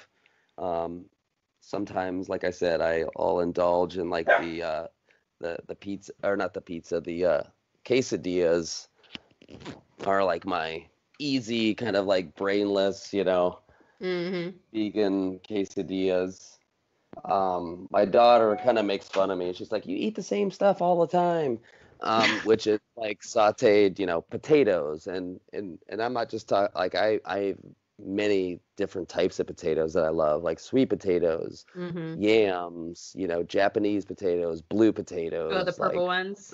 red Oh, potatoes, yeah, the purple ones, yeah. oh, so good. So I just love all the different types of potatoes. So just making different types of like dal curries and things like Mm-hmm. that, like Moroccan types of food, um, pastas, different types of things. Yeah. So it varies, but I tend to try to stay towards mostly like whole foods, plant-based. Mm-hmm. And for like a specifically a pre-race dinner, Mm-hmm. which of those things would you gravitate towards? More one of those sautéed potato type of things? Do you ever do Yeah. pastas or not really? Yeah, I do pasta. So I do pasta sometimes. I would say like it would be more of like the potato or the quinoa like stir Mm-hmm. fry type of thing. Yep. Yeah, Okay. like sweet Awesome. potatoes. I'm a huge fan of sweet potatoes. So a lot of times before a big race, I'll do like quinoa, sweet potatoes, veggies, tempeh. Mm-hmm. Mm-hmm. Yeah, that's kind of my Awesome. go-to. Awesome. For sports products, so I know you're doing the Spring Energy stuff, and you mentioned like the chews and the bars and trail butters. Yep. Anything else that you're typically reaching for when you're on the run? Sometimes just for convenience sake, not steak. Um, I will get steak in my life. Little message coming out every Yes, once in a while. right. Eat the Little meat. No, I'm Freudian kidding. slip. Yeah. Yeah, David Horton. Yeah, eat the meat. Yeah. Eat the No. meat. For convenience sake, I'll sometimes mix in some, like tailwind powder so I can just Mm. drink some calories and have some Are you on their electrolytes as team? well. No, Okay. I'm not, but I still will use the products Yeah, yeah. occasionally. I'm one of their Also, trailblazers. I love their oh, products. cool, cool. Yeah, Yeah, love it. nice. Their Rebelled is so tasty. I don't know if you ever use that product. It's really delish. Yes. And Spring just started doing some powdered drinks as well. But Oh, okay. So they're competitions. That makes sense. no, it's all good. So that's what I've used for some. But going back to like McKnight's thing, I was Mm, just thinking the other night when I ran, even the photographer was like, "Dude, you've hardly drank any water this whole time." And I mean, I went really? 66 miles. I mean, it was cold, but Mhm. still, like, I went like You need 66 water. miles on like not that much water. I How probably much? drank like 40 ounces of water for 66 Shut up. mile. Wait, Yeah, seriously? yeah, Dude. I know, I know. What? Yeah, it Was just that intentional? no, it wasn't intentional. I just wasn't That's not thirsty. good. You I must have wasn't lost a thirsty. lot of. Did you lose a lot of weight? Did you weigh yourself? I mean, you I probably didn't didn't weigh weigh, yourself, I but didn't weigh myself. No, you must have lost so much water weight, I imagine. yeah, I don't know. I had some soup that I made, Okay, which you got some I other guess had fluid. water in it, but yeah. Yeah. But Okay. Yikes. What's your usual approach to hydration? well, a lot of it, depends on how hot it is. So Sure. obviously I was running from, sunset to sunrise, and it was 30 degrees. So Eek. um Yeah. yeah, yeah, so I wasn't sweating a lot, and Mm. I'm usually a person too that does better in the heat, right? So when it's very hot, of course, I'm gonna have to drink lots of water and electrolytes and stuff. But when it's not as hot, I feel like I don't really need a ton of water. Yeah. Okay. And actually, that's a good segue into, let's talk about some of these events you've done. So Some of these ridiculously hot events that you've done. ridiculously hot events, Yes. like the Hurt 100, which is what, Hawaiian Ultra running. Wait, what is it? Hawaiian Ultra Running team. running team. Right, 100. And of course, you got top 10 in Western States 2013, and that was a super hot year as well. So, Second and you hottest year in 48 years. Yeah. Yeah, exactly. And that wasn't your fastest time though, which was in No. 2012, funny enough. But and you did it in 2019 as well. So we got lots of Western State stuff going on, but you placed the highest in 2013. What did nutrition look like for you? Was it kind of along the lines of what you've been sharing now, or anything else you kind of specifically want to share about that event and why it was so successful for you? Absolutely, yeah. So it was, to answer your question, yes, very much similar to what I just had talked about. But one thing I want to say that is nutrition is not about being perfect. And I tell people that I'm not perfect, or I don't try to be perfect just because I'm vegan, or I don't think that I'm better than you because I'm vegan. You're gonna laugh at what I ate that day, the last 20 miles, because this is what was working for me. I would come into the aid stations. It was 108 degrees. Oh my God. And I was just in, a different world, right? But what was working for me was cantaloupe, watermelon, and payday bars. Payday bars? Yes. I forgot about those. Payday bars. They had like these little, like bite-sized payday bars that were out of the wrapper in a little basket every That's aid funny. station. And I would be like, so I would fill my bottles with water. I would have a Dixie cup of Coke or two. Yeah. And then watermelon, cantaloupe, payday bars. Done. Are those like a peanut based? I forget, what are Yes. payday bars? Yeah, it's like a peanut They're thing. caramel. Were they just like a melted mess? They must have been just like stuck together or something. Yeah, you would think so. I think there's probably just so many chemicals in there Yeah, that it just I was about to like say. all kind of just kind of all molded together, like Oh, God. shellacked together, Ugh. with yeah. Wow. But so whatever. that was working for me, and I was able to move up the field in the last 20, 30 miles and sneak in the top 10. Amazing, amazing. And what about the other years? Anything you want to share from the other times you did Western States? Western States, I've typically had good success there. I don't know why, if it's the course or the kind of the hype and energy of the event. And I've just typically had good runs there. Some of the other races I've not had great races, and it's been linked to nutrition. So, for example, I did this race in New Zealand called Tarawera 100K. Oh yeah, I've heard of that. And I think, talking about this all or nothing mentality, I think I was new to using Tailwind at the time. And I think I like things strong. Oh, I like my drink strong it? back. Yes. Oh, yeah. No, it doesn't end well for me either. I've tried that. When I went to the bar, just like a regular drink wasn't strong enough. I need like a double, Yeah. So I did the same thing with Tailwind in that race. I just kind of added extra scoops, and because I wanted to really taste it, and that was a bad thing. And I ended up having to drop out of the race because I had such GI distress. Ugh. So so nutrition can really take you out of the race as well sometimes too. It can ruin your race. Yep. Wow. Okay. And that happened in Hurt 100. I think somewhat. Well, you DNF'd once, but you did finish, what, 3 other times? 2 other times? Yeah. Yep. 3 for 4.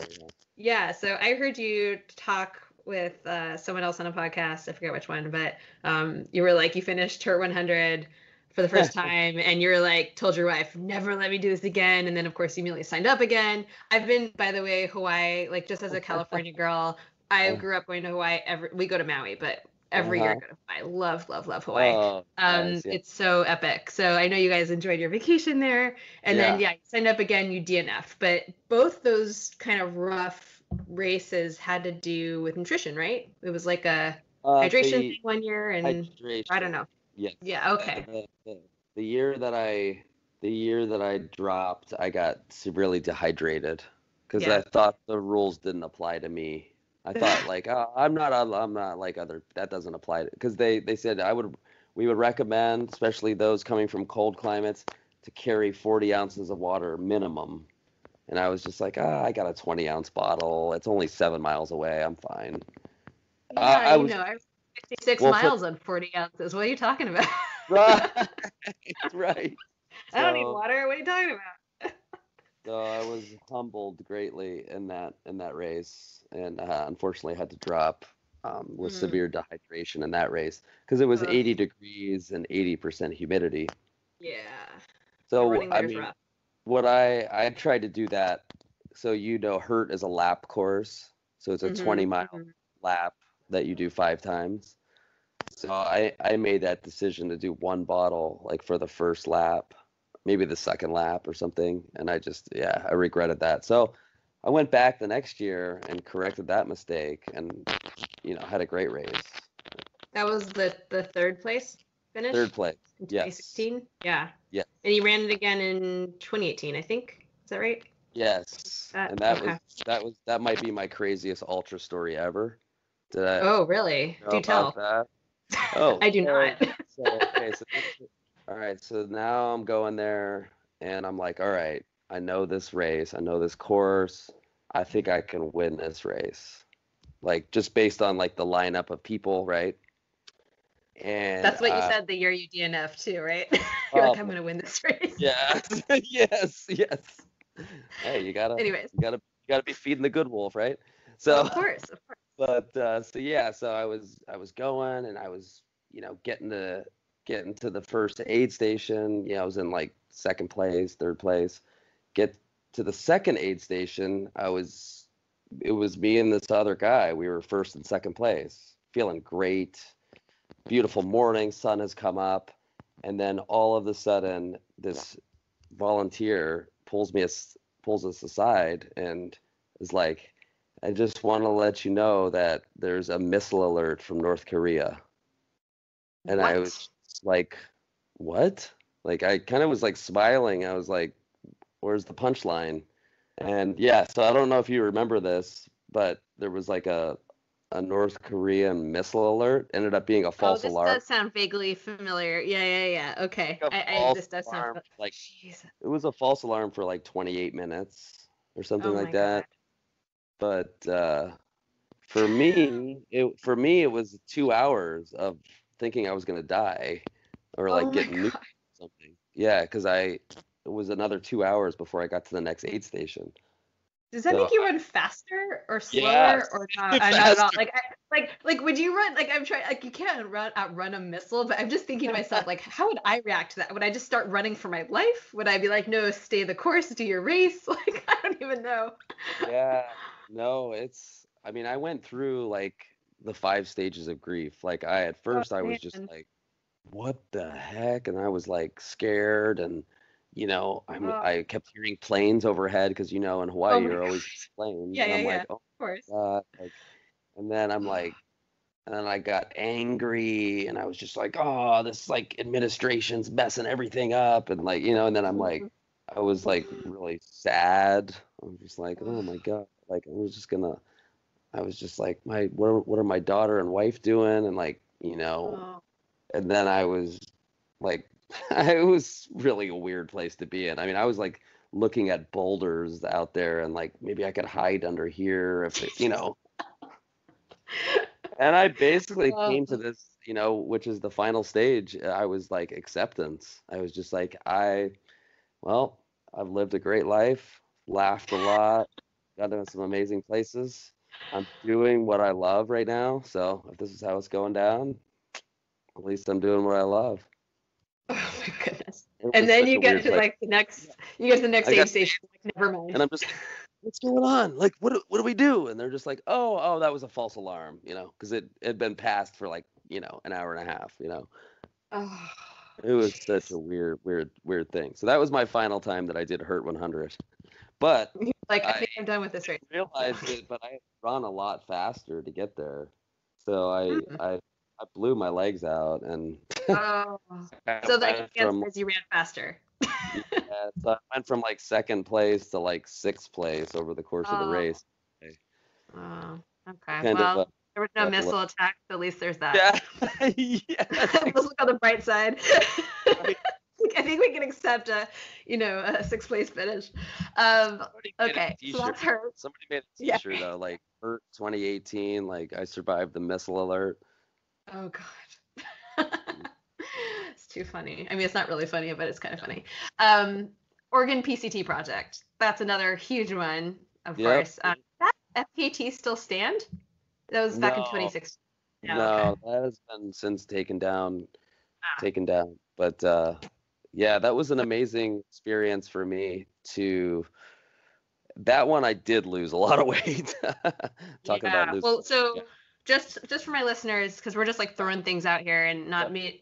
I mean, people who have been listening to my podcast from the start, they probably are familiar with Western States and all these things, but I don't, not everyone, their listeners are ultra runners. But Sure, sure. the PCT project, so you attempted in 2013, didn't work out for you, but it did in 2016. But this section of the was it the Pacific Crest Trail? Wait, Yes. Crest Trail? All the way Yeah, Pacific Crest Trail. Pacific Crest Trail through Oregon. Exactly. And so that's 483 miles. And you guys got that FKT, or fastest known time, in 8 days and 12 hours, which is just insane. So, yeah, why don't you tell me a little bit about what this looked like from a nutrition standpoint, and also like sleep standpoint. And also, like, I was curious why you guys did this as a team of 3 and not just you. Yeah, those are all good questions. So I wanted to do this. I tried it in 2016. Like you said, it didn't pan out for me. I ended up 2013. incurring. I'm sorry, 2013. Yeah. Um, didn't pan out for me. Incurred a foot injury and got separated from my partner on the trail. My buddy that I was running with, we got split up Mhm. and we never saw each other again. Oh, Um, yikes. Okay. yeah, so I ended up going out. I ended up going out there in 2016 and kind of assembled a crew of 3, and we just decided like let's just do this together and like band together and kind of only be as strong as our weakest link, and like power and numbers kind of thing. Yeah. I I don't know. I have a hard time doing multi-day stuff solo. I just haven't Hmm. done a lot of that, just sleeping out in the wilderness all by myself, mountain lion country, and Mm. it's kind of scary. Yeah. I haven't done a lot of that. So anyway, decided that we were gonna have this shared experience and do it together, and it was way, way more difficult than I thought it was gonna be. It was 453 miles from the border of California, Oregon, to the border of Washington and Oregon, which Hmm. the end is 45 miles from my doorstep. So Wow. I run out there a lot on the PCT. It's very special. It's a great section through Oregon. You just basically are Hmm. running from volcano to volcano, and it's a Hmm. great way to see your home state. And so I ended up, just like I said, just biting off this huge adventure. And I thought, like, all we got to do is just run home, right? Just go home. And it's Hmm. like you're looking at the maps and you're like, oh, we're mapping like access points where our crew's going to be. And it's like, if we just get to there, we can do that. It's long summer days. What we didn't really realize what we were going to encounter is all the roadblocks, all the Mm. variables. Like, oh, like Scott's stomach is totally messed up. So we're all walking slow and we're Mm. making slow time. We're behind schedule, or there's tons of blowdown on the trail, meaning like tons of trees have fallen and they haven't Yeah. cut them yet. And it just really slows you down. Mm. Mosquitoes, et cetera, getting lost. It was just like one thing after another. And yeah, the nutrition piece was, my goodness. Um, Without getting like too scientific here, we were, running nutrition is different than like hiking nutrition, Sure, in sure. terms of like, aerobic and burning fat and stuff like that. So we were just like ripping through calories and Were you not running through it? a Were you little mostly bit. hiking then? Like the longer we went, the more we were just like walking and hiking the whole time. Got it. Yes. So it was just kind of like, if you ever watch the video, it's on YouTube. It's called One Step at a Hmm. Time. I think I did see some of that. Yeah, I was watching a bunch of videos on you, and I saw. Yeah, I think I did see a piece of it. And I listened to a podcast about it, and I know like your guy Travis kind of had to drop out, and Yeah. I mean, it just sounded like logistically like a nightmare, the whole thing. Well, But there's a you great did it. shot. There's a great shot of him in that movie where he's just like, he's got his like beard and he's just like wolfing down Ben and Jerry's, and it's like Oh man, I did not see that. he's like he can't get the Ben and Jerry's inside of him quick enough. I mean, he's just like it's just like this melted like glob of Ben and Jerry's, and he's just like wolfing it down, and that Oh wow. basically summarizes our trip. Wow. And because I heard you talk about like you guys had menus for like it was like taco night or this night or whatever, and I was like, wow, that's fancy, man. You got some like whole menu going on. But I mean, your days were long, and it's not like you were getting there for dinner and chilling out. Like you had some crazy days in there. Yeah. So how much Well, were you sleeping? you in did the your whole thing? homework. Yeah, you really did your I really homework. do my homework on my I people. totally forgot about that. That is awesome. Yeah, we had an amazing crew, and it was such a fun way to do it because we'll always remember that summer. I mean, we bonded so much on that trip. Like all the people that helped us. It was Mm. just like an 8 or 9 days that we'll never forget. And it's like even when I drive down to California, I'm just like, I can't believe I walked and ran across this whole state. It's just Yeah. Nuts. you remember the different sections, and it it was definitely some rocking chair shit. And if you don't know what Yeah. rocking chair shit is, I always say rocking chair shit is when you're sitting in your rocking chair someday, you look back on your life and you're like, yeah, I did that. I love it. Yeah. You definitely have quite a bit of rocking chair shit then, I think I would say. Talking about it through your story here. But I mean, I'm just thinking, I think there was a section where you guys, like Travis was out and you guys had to make up this like huge amount of time. Like you weren't doing the 50 or 60, it was like 70 something mile day. Like I'm just thinking about carrying enough, like you can fill up on water, right? But like food, I mean, you need to carry a lot of stuff going on there. So, Yeah. I mean, you Yeah. guys just had a big pack and you were just put it all in there and just eating stuff. But yeah, that must We have were been doing some pretty dehydrated challenging. stuff. Oh, okay. We were doing That makes sense. dehydrated food, so it Mm. was like kind of a rice and beans thing that you could just add to water and let it like slosh around in your water bottle for like a Mm. couple hours, Yeah. and all of a Yeah. sudden it turns into mush, and then you just eat that. Yeah. So yeah, stuff like that. And our crew again was just like they were amazing. I mean, they would like drive several hours to access points and then just like wait for several hours for us to get there, and then Mm. we'd wolf down a bunch of food, restock our packs, and Yeah. see you in 10 hours or something. Yeah. No, it's really interesting hearing you say that. I mean, obviously running can be such like a solo endeavor, but so much of like trail running and it's just like a tight knit community. It's a great community, and even when you're running by yourself and it isn't a team effort, like it is a shared experience, and you are feeding off of the energy of other people, or even you're running with people for a long time, or whatever the case may be. But it is interesting hearing you kind of say that you prefer doing these multi-day things with other people. And I mean, I definitely can understand why I wouldn't want to be by myself out in the backcountry either.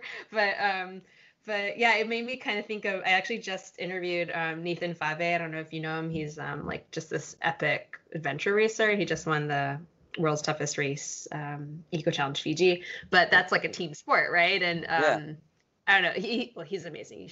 You should check him out. But it just kind of hearing you guys hearing you say like when your guys had stomach issues and you were all slowed down, kind of you're going as fast as the weakest link, and thus you're all like really working to support one another, because everyone's like individual success is the success of all three of you, and how even Travis, when he dropped out, I heard you talk about he just immediately jumped in and to kind of like really leading your crew. So yeah, it's just all awesome stuff. I imagine that is truly something you'll look back on and really cherish. So that's awesome.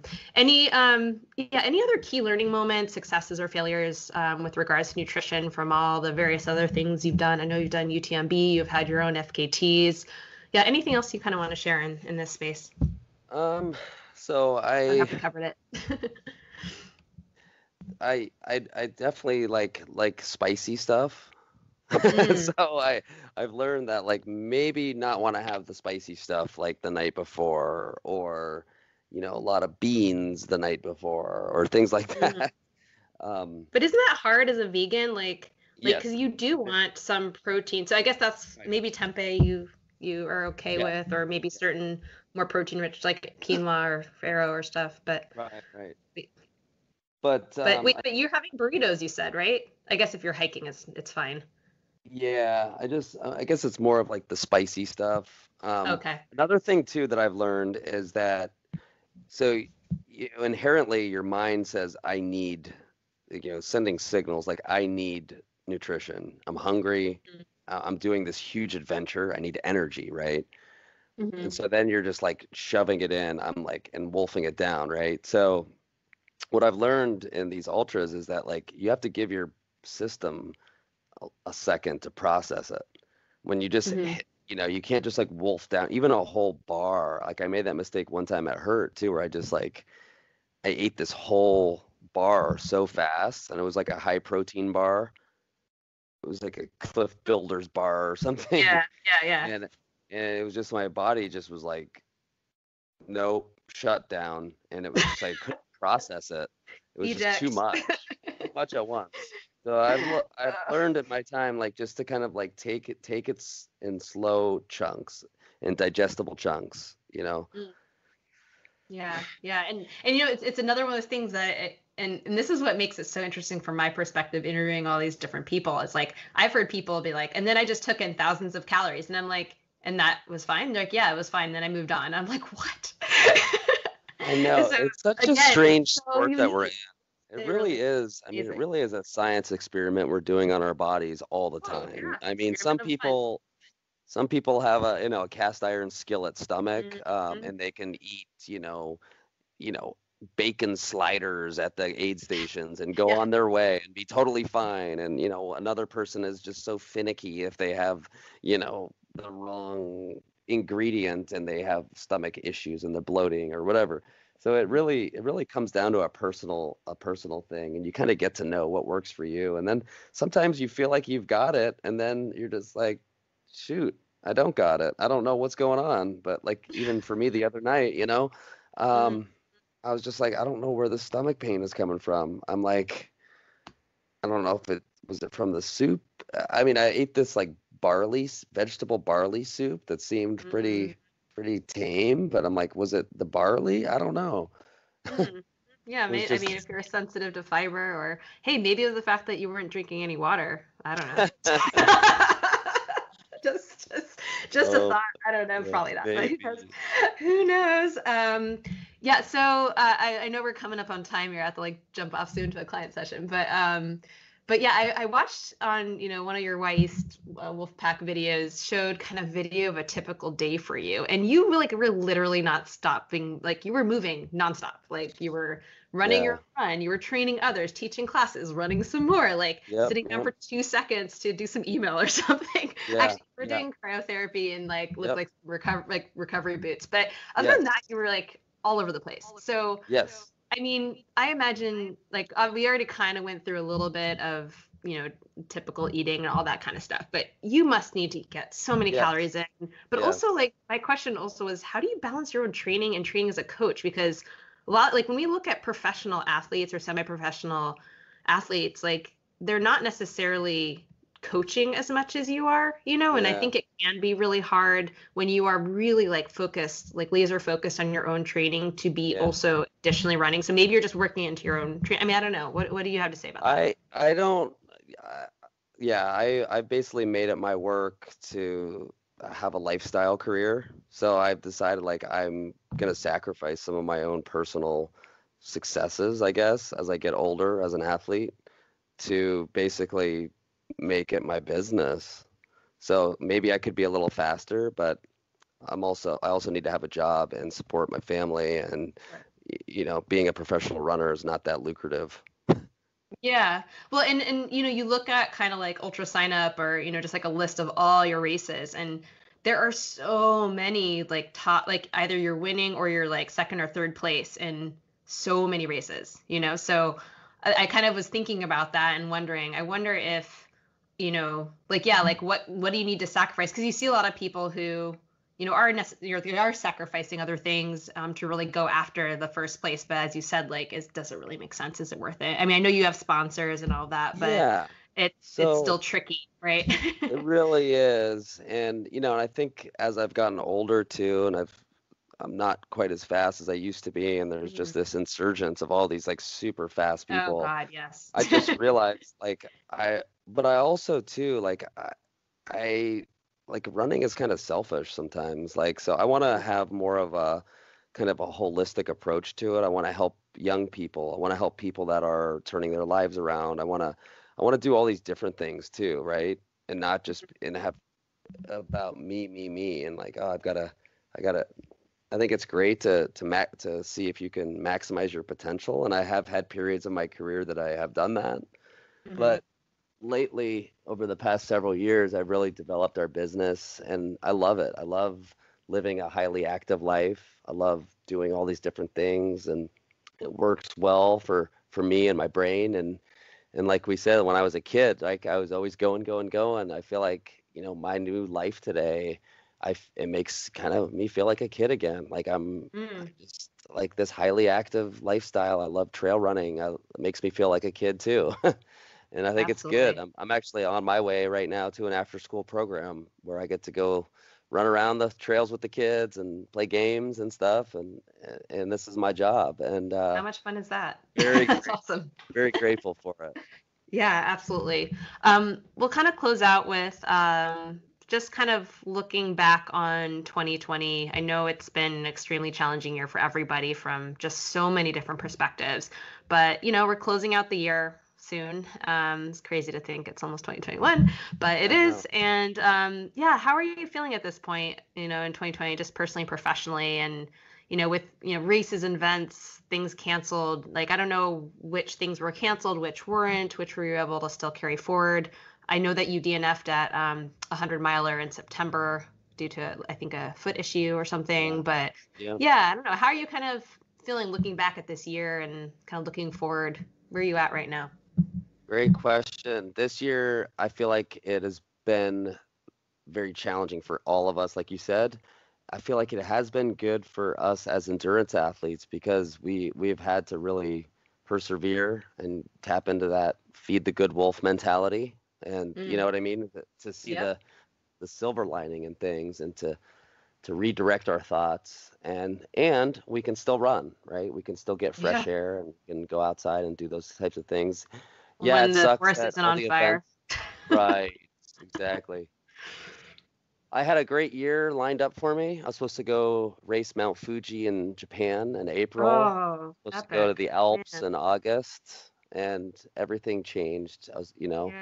Um, so what did I do? I mean, luckily, my business was able to pivot, and we are doing just fine, and I'm very grateful for Great. that. And I bought this camper van, and we're about I to saw go that. make some What are you doing with it? memories.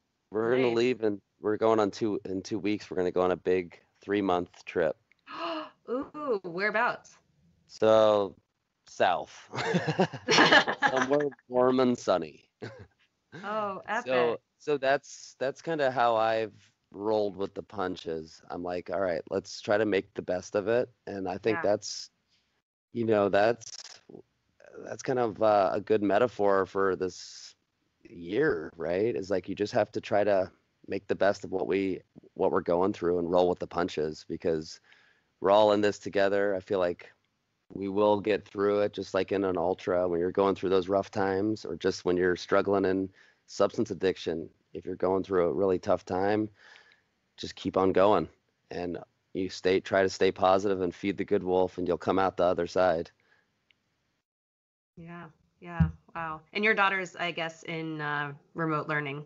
I guess that's why you can Yes. take the road. Yeah. Yes. Well, Yeah. that is the silver lining, you know. I mean, I think That's I've read right. about other people doing that actually. It's like exploring the country while, Yeah. doing the whole remote learning thing, which is pretty cool. Yeah. I got a And yeah, Wi-Fi yeah. booster on top of the van so we can have a Ah, stronger signal. And nice. yes. That's great. That's great. And as a coach, do you have any other advice for, athletes who want to stay motivated, but maybe don't have any races on the horizon, or at least not any that are happening with certainty? Like, how are you motivating people? Yeah, it's great. Self-organized adventures. Yeah, that's what we did. I helped, let's say it again. I said that's what I did over the summer. Oh, did you? Right on. Yeah, yeah. Yeah, Well, this I the helped. Skyline to Sea Trail. Oh, yeah, for sure. Exactly. Those kind of things can be really rewarding. I do feel like races are going to be coming back on like with safety protocol in 2021, but there really is a lot of reward doing these self-organized adventures. For example, here in the Pacific Northwest, there are trails that go around all the volcanoes. So Mm, I've encouraged, put this 50K route on your calendar as if it were a race, and we're going to go out there and support you, and you're going to have this awesome experience. Yeah, so things like that.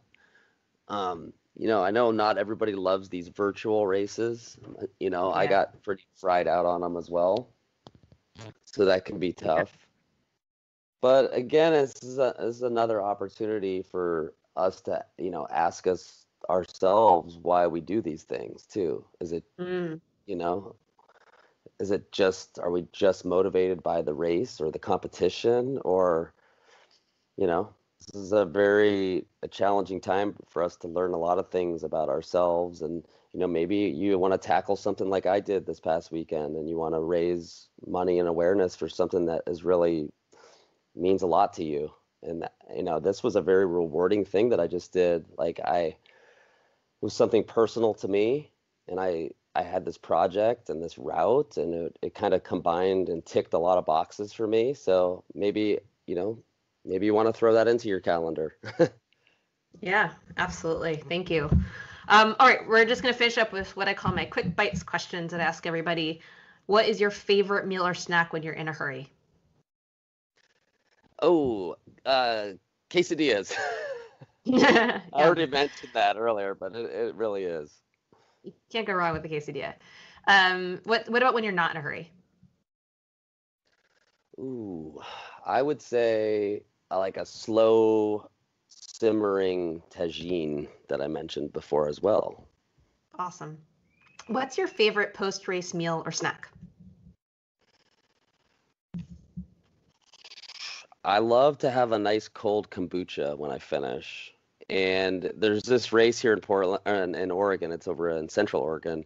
They have a burrito bar when you finish. So it's What? basically like, yeah, No. there's like a whole pan of rice, a whole pan of beans, guacamole, and then you just go and you just make yourself a burrito. And I'm like, that is like the perfect post-race It is. meal, right? Yeah. That's pretty So, epic sounding. yeah, Nice. Awesome. yeah. Awesome. Peterson Ridge Rumble, if you ever want to come Okay. out. Yeah, awesome. Along those lines, what is like the most delicious thing that you've ever eaten during like training or race or in that kind of circuit? Or maybe it has nothing to do with athletics at all, but what's like the most Oh, delicious thing you can remember eating in your life so far? oh my goodness. Like you're just Well, like, oh my God, that is so good. yeah. And it could be something like totally stupid or silly or whatever. 'Cause maybe you Payday. forever. No. Yeah, payday bars. No, seriously, it could be. Like in the moment, you're just like, I Oh, well, happy. I've worked at some really nice restaurants over the years. I used to work in the service industry when I was kind of in my drinking using days, and I worked at some really nice restaurants, like fine dining places. Mm. So I've really eaten some like amazing like some dishes like risottos or things like that where you're just like eating this and you're just like, oh my goodness, this is amazing. It's just like melting in your mouth. So I would Mm. say probably one of those times eating like these fine dining like Rosetta dishes. Yeah. What is your biggest cooking catastrophe? Oh my goodness. Let's see, which one do I choose from? The one that comes to mind, the burning down. No. burning down my house. No. I left something in the oven once and set it completely on fire and basically almost burnt down our house. Oh gosh. Yeah, that was embarrassing. All the smoke alarms came on. Oh no. What is your favorite non-alcoholic beverage? I guess kombucha would be my guess. Okay. Yeah, I do. I'm a big fan of ginger kombucha. It's so delicious. Me too. That's my favorite. Mostly what I drink. Yeah. Yeah. What's your favorite treat? Favorite treat. Frozen banana ice cream. Yum. Yep. And lastly, top 3 items of gear that are most essential to your active lifestyle. Shoes. Let's see. I guess my running pack and my camper van. That camper van is awesome. It has a stove in it, has a bathroom, it has a bed. I mean, I literally can do these adventures and it's all self-contained. I mean, it's the absolute, it's 4-wheel drive. It's like the perfect adventure thing. So it took you this long to get one? No, it took a long time to talk my wife into it. Oh, finally awesome. Was a pandemic year was the kind of the nail in the coffin that I needed. Well, thank you, Yassine, so much. It's been it's just been a pleasure talking to you and really learning more about you. Super fun. And I hope you have a great time on your big adventure. I am super jealous. That sounds pretty epic. You guys are gonna have a great time escaping the rain and the cold and just seeing some new scenery, so that'll be pretty fun. Are you going to do some kind of active stuff along the way, do you think? Absolutely. Cool. Yeah, I've already been eyeing up some adventures and trails to do down in the Southern California area and Death Valley and oh wow. Oh, that'll be so much fun. Yeah, Claire, thank you so much for having me. It was a real pleasure to meet you and to get to know you a little bit better. And obviously, like I said, you did your homework, man. You knew a lot about me. I forgot about some of these things, and you brought them up. Man, that's impressive. I try to be prepared. Well, I really love what you're doing, and it's an honor to be on your show. So keep in touch. Thank you so much. Thank you, Yassine. Have a great one. That's our show for today, everybody. Yassine, thank you again so much for your time and for sharing your story. It was so much fun chatting with you and really just getting deep into everything, learning more about you. And I really do hope we get a chance to meet in person someday and hopefully hit the trails together. So until then, again, thank you. Anyways, I am recording this right before Thanksgiving, so it just got me thinking about the holidays, and I know for me, I'm not with my family this year, and I know many of you are not as well, so I know it's hard just kind of coming up on this holiday season with COVID and everything else happening. So, just wanted to let you all know that if you ever need any help or support, I'm sure there's some added stress or sadness that always affects our nutrition. Please feel free to reach out, just along the lines of some of the struggles we talked about in this episode. Please feel like you have my support as well. And, I'm always at the other end of an email if you wanted to send me one. eatforendurance@gmail.com. I will certainly read it. And you can also find me on social media, of course, Eat for Endurance. Also, really appreciate you guys listening to this. Always appreciate the support on the show. And if you haven't already rated and reviewed me on iTunes or shared this show with your friends, please do. I'd really appreciate it. So thank you and be well, and everybody just stay safe and healthy, and until next time.